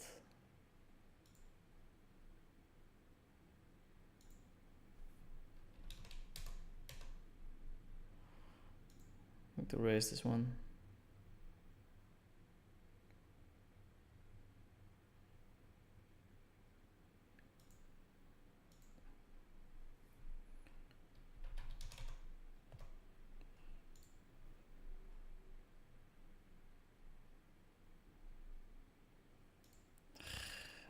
Kind of asking for me to call.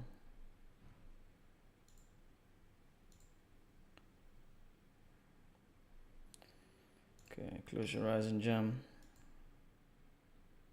No snap call. Okay. We have bluffs. We have bluffs everywhere. Don't forget. The fault with the time bank open maybe. Since he's a no limit hold'em player, probably balanced everywhere.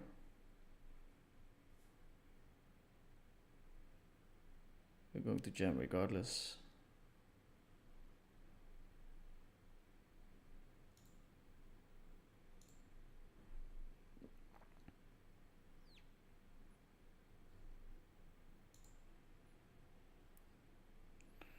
Really burning through those time bank cards pretty quickly.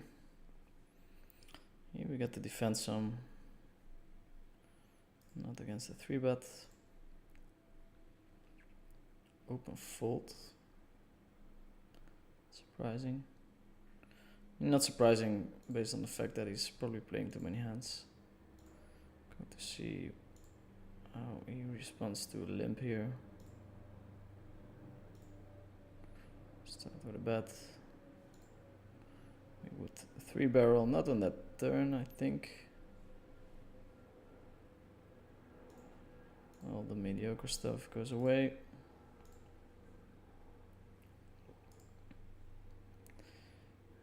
Crazy anticipation for this one. I don't know how many time cards you get in this tournament, but apparently a lot.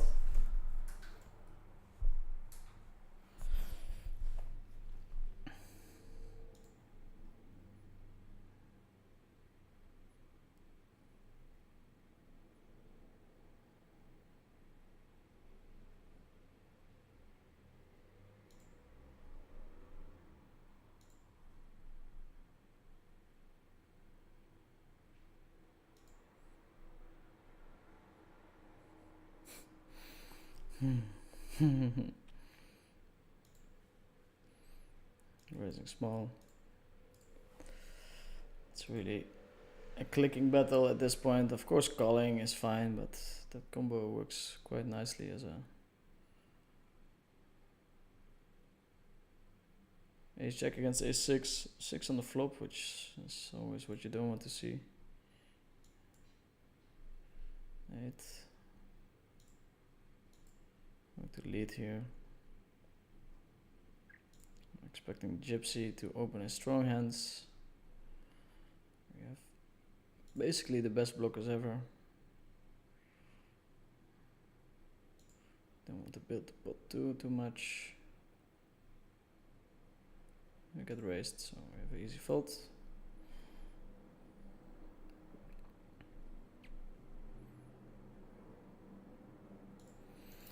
Back to my folding ways. We're gonna make it a one screen setup, and we go to the break. Still battling it out for the first prize of what is it, maybe 25k, I don't know. It's always bigger than I calculated to be. Let's see. Let me know if this is fine.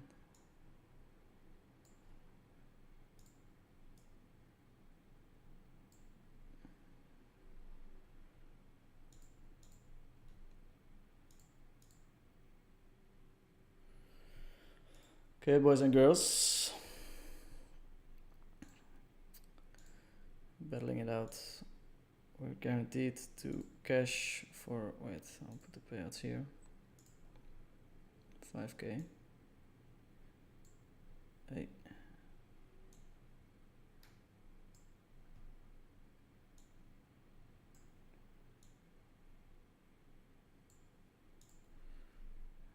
$5k, 8.4 would be nice, and then first place is 25k. Then we actually win quite a bit of money today.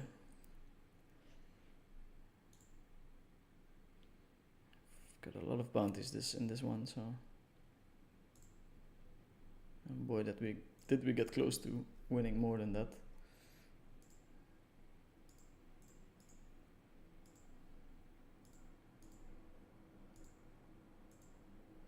King 7, 7, 8. Yeah, I don't know. Should run the hand.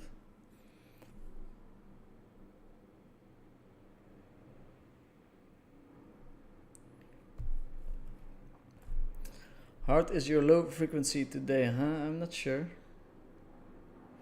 Ah, the hearts, yeah. I think I just go always there. Blocking the 10 and then blocking the flush.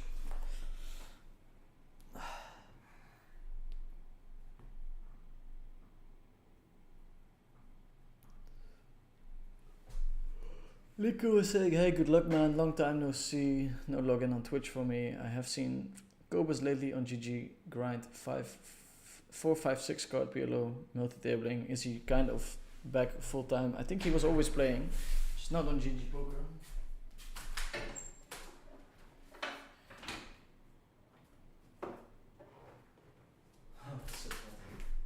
It's crazy.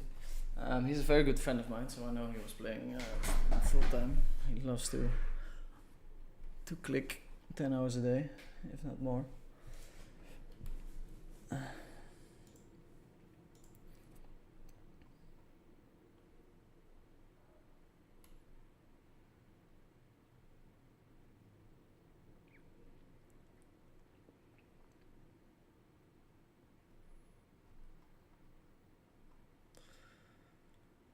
Okay, almost back.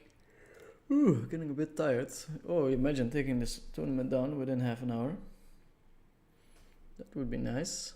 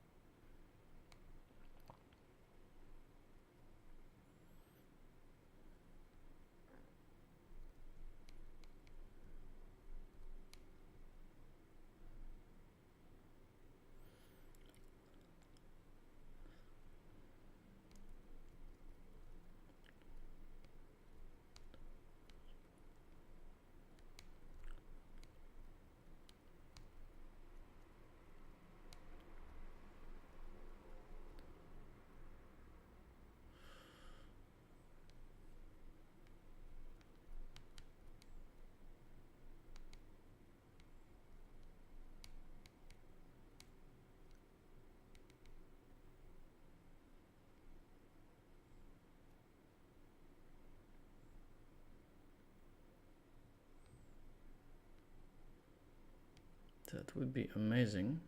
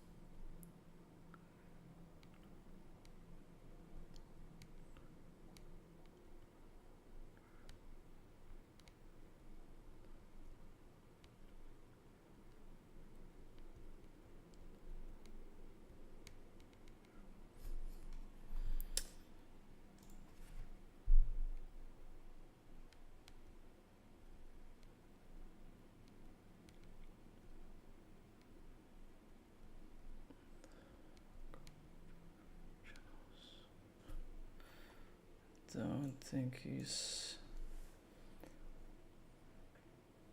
limping strong hands. We're just gonna bet. Checking, pretty cool too. But with a set and a gut shot, I think we can just bet.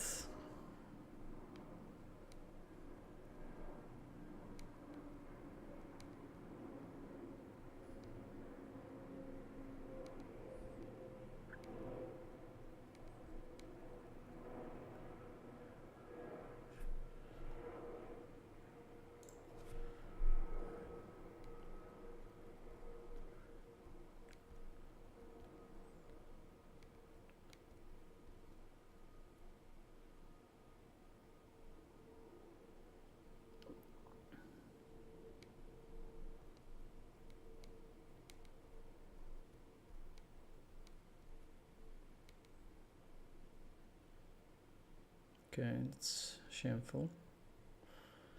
Battling it out at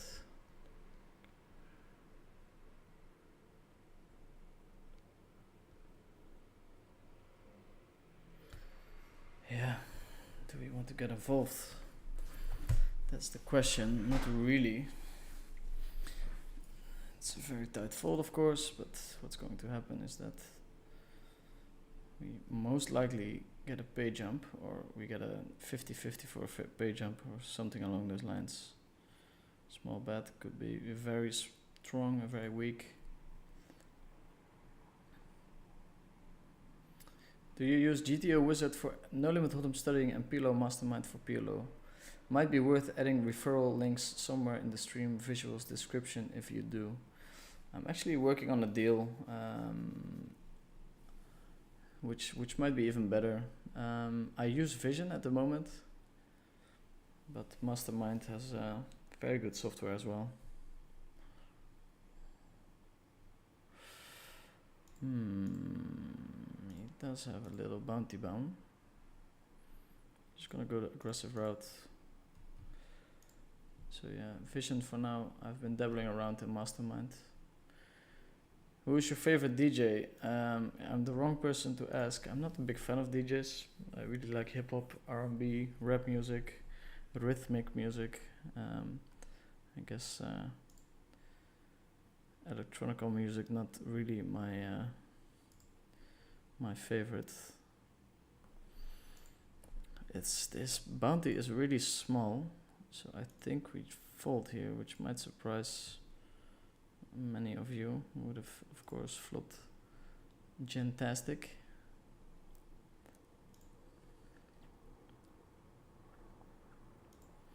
Limp call. 8 high flush draws, not enough to get it in. Maybe enough to peel. We do have the backdoor rep draw. Quick check on the turn. Very, very quick. And then the bet on the river seems very strong, this line. Going to go ahead and give him credit. But it's close for sure, especially against half pot. 46 entries and only 5 get paid. Yeah, I guess it's just on the on the verge of payouts, so that's not too many. That's true. Very top heavy, which in general is quite nice. Chip C should open ton here. His limbs should almost always be weak. These jacks are perfect for showdown.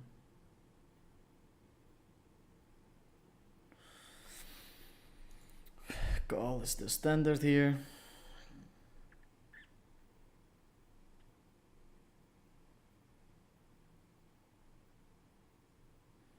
Gonna go ahead and fold this one.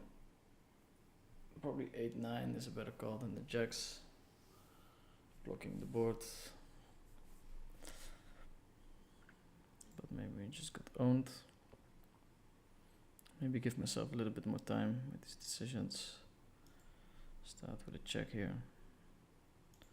Check calling is pretty easy with this hand. And then it's very hard for him to have a strong hand, so we size down here, hoping to face 5-7. That raises. That's unfortunate. That hand would have, of course, called a big bet. So that's the risk of sizing down there. He was a true crusher on PokerStars, but on GG have seen some stats that he is in the minus.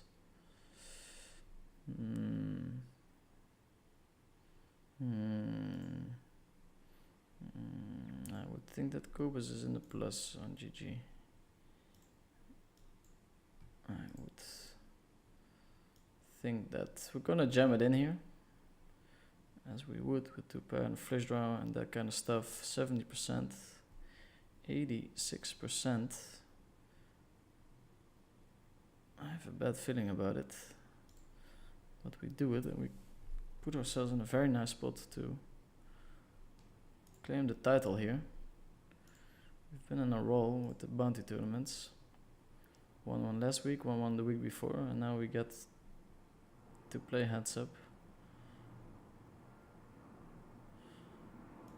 Also worked on these stack sizes quite a bit, which is always nice.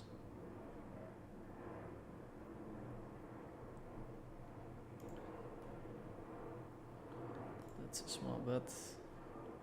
Kobus is one of the all-time PLO end bosses.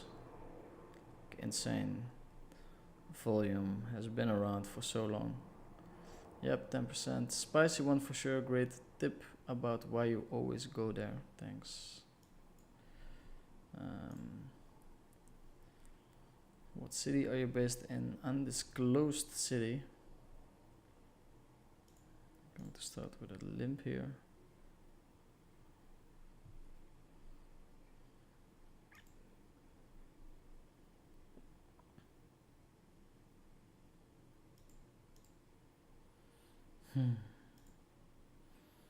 Yeah, checking, betting. Guess we mix.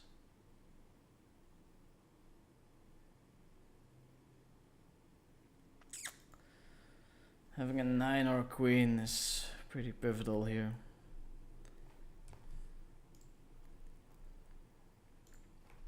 We're heads up for the title. Just imagine taking this one down.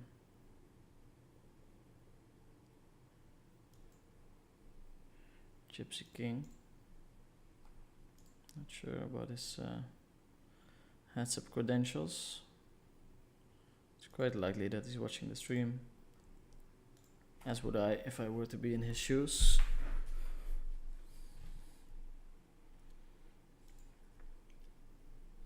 Gonna limp here again. There's a ton of limping for the BB deep.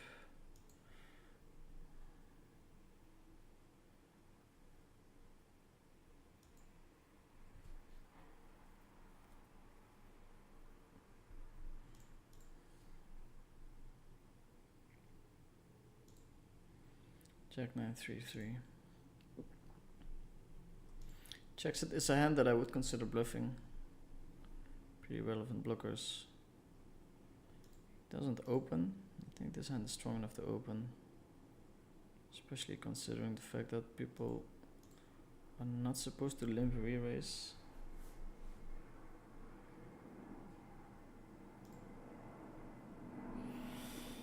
We get to bet super wide here.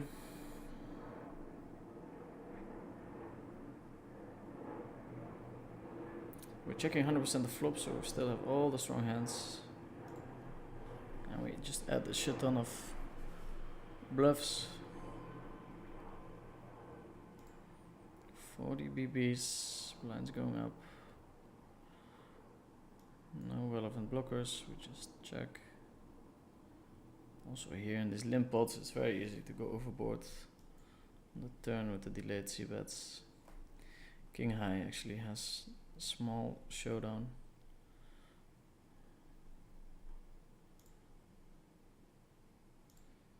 $384 people tuning in to watch me win. Gypsy King with the open, and I think it's time to start 3-betting. He opened enough where I feel comfortable that he has bluffs here. Not bluffs, but a wide array of hands. Here we open. This is like a bluffy open.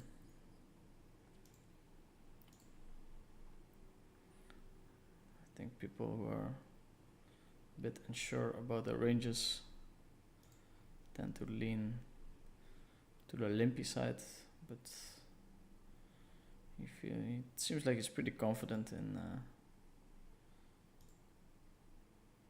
opening.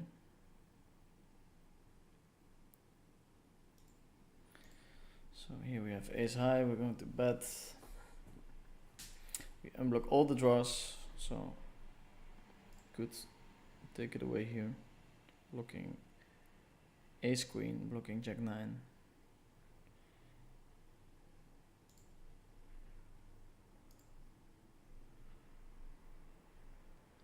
The PL on the flop is maybe a little bit too wide, but so should maybe time my calls there a little bit. Now it's kind of obvious that I have a hand that I would never limp raise, which is not a thing at this stack depth, so could bet there. I think it's nice to have a 5.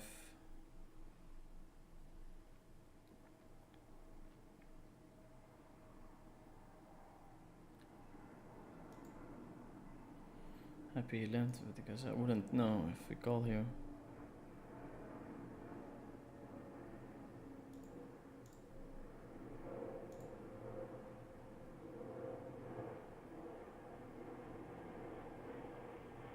Yeah, just give it up. Can't win all the check down pots. Of course, I would love to bet there, but even him maybe turn this one into a bluff.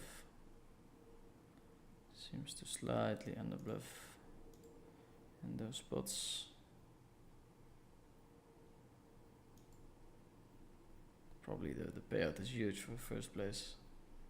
Pretty big swing, especially in these bounty tournaments. 1/3 bet. I'm not sure if it makes too much sense, but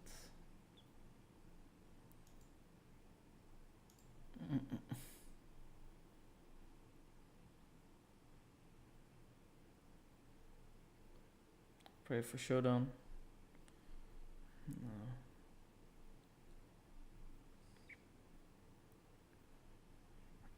No. King 7/5 deuce. It's fine to fold against an open, but we get to play the hand.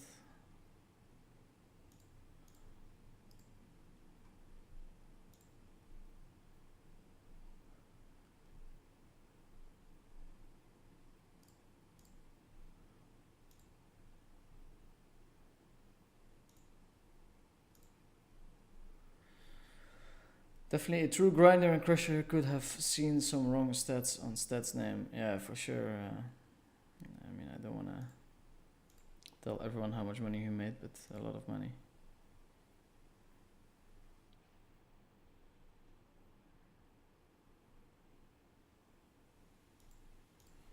check again. We can actually check call now with a good shot.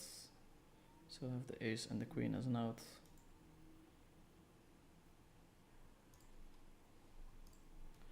Take it down with the ace high.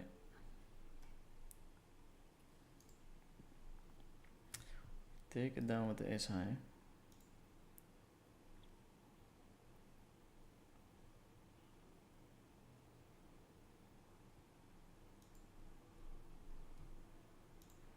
Taking the 8 to showdown. Could still be showdown. It is showdown.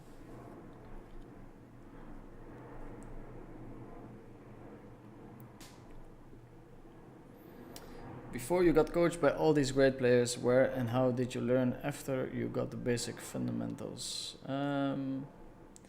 Man, just by thinking logically. Like back in the day, there was no solvers. It was just your head trying to solve every spot, and it was a very funny time because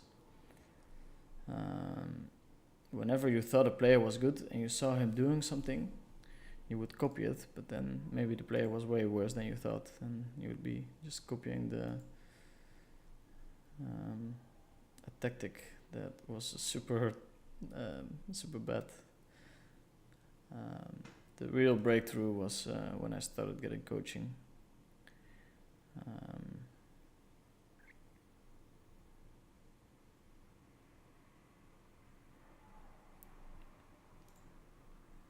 Back in the day, you had like poker articles and that kind of stuff, so that's how I would learn. But most likely they were written by people who didn't really understand poker. It's a small bet. Hail Mary bluff, I guess. Before you got coached. So yeah, just thinking logically. Using your HUD. And don't get me wrong, I was terrible at the start, but my opponents were just a little bit more terrible. I played on PKR, which was a like avatar-based poker site. People who really liked having an avatar moving around, putting chips in the pot would go there. So yeah, needless to say, the level of play was very low there. Whenever I tried to play on full tilt or PokerStars, I struggled way more. Up until I went broke and I found my backer / coach. That's when I started really understanding the game. Using betting lines, protecting my betting lines, attacking someone else's betting lines. Yeah, of course we have to call on the river as well. It's one and done by my opponent.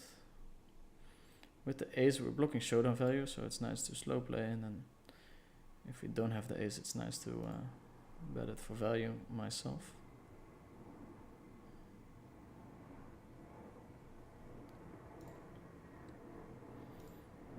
Here both options are nice, betting and checking.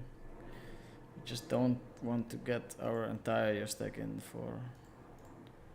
on a draw, so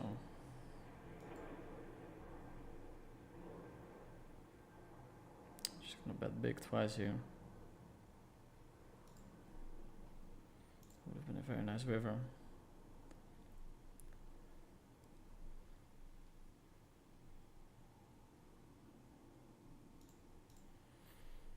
He's raising less and less. Starting to think that he feels a little bit less comfortable than I do, which is understandable.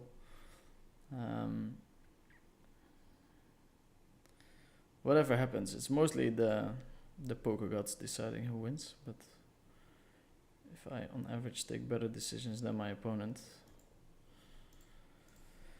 I'll make money on the long term. It's very nice because this heads up would never happen in cash games, and now he's kind of forced to play me heads up. Going to call this one, but 3 betting seems viable as well.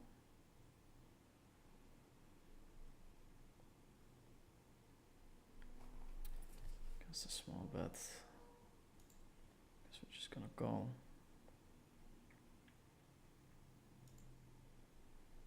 Checking. showdown now. Hopefully. Could check back with 8s, with full houses. He's got the ace, ace 9. Would have worked out nicely to raise there. But taking the option where we don't put in our stack on the draw is also nice.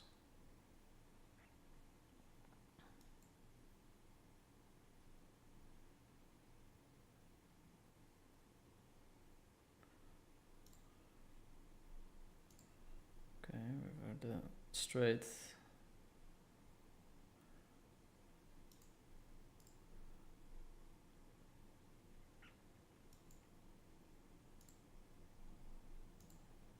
Raise for the size of the pot.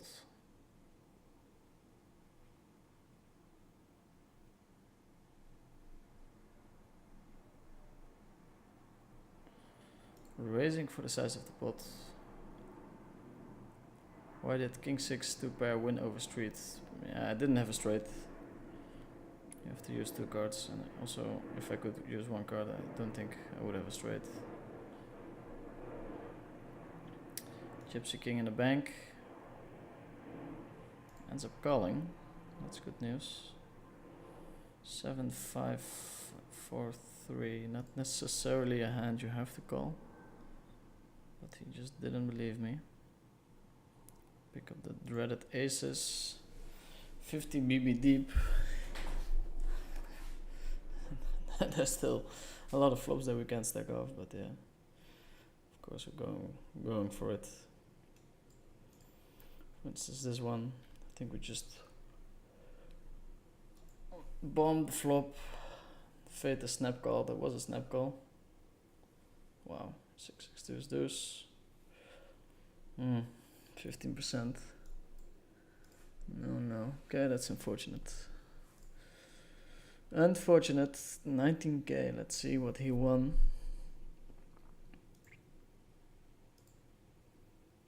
34k. Ooh. I'm not jealous. Okay, boys and girls, we end this stream with a win. It's a small win, but we'll take it. It's very nice. I had an amazing week in terms of poker, activities, getting stuff done. I'm flying off to Copenhagen, Amsterdam, hopefully Cyprus, after that Barcelona, and then back home. So very excited about this month. Hopefully a lot of content online. I'll try to stream, but it's hard when you're on the move. But I'll try my best. See you guys on the next one.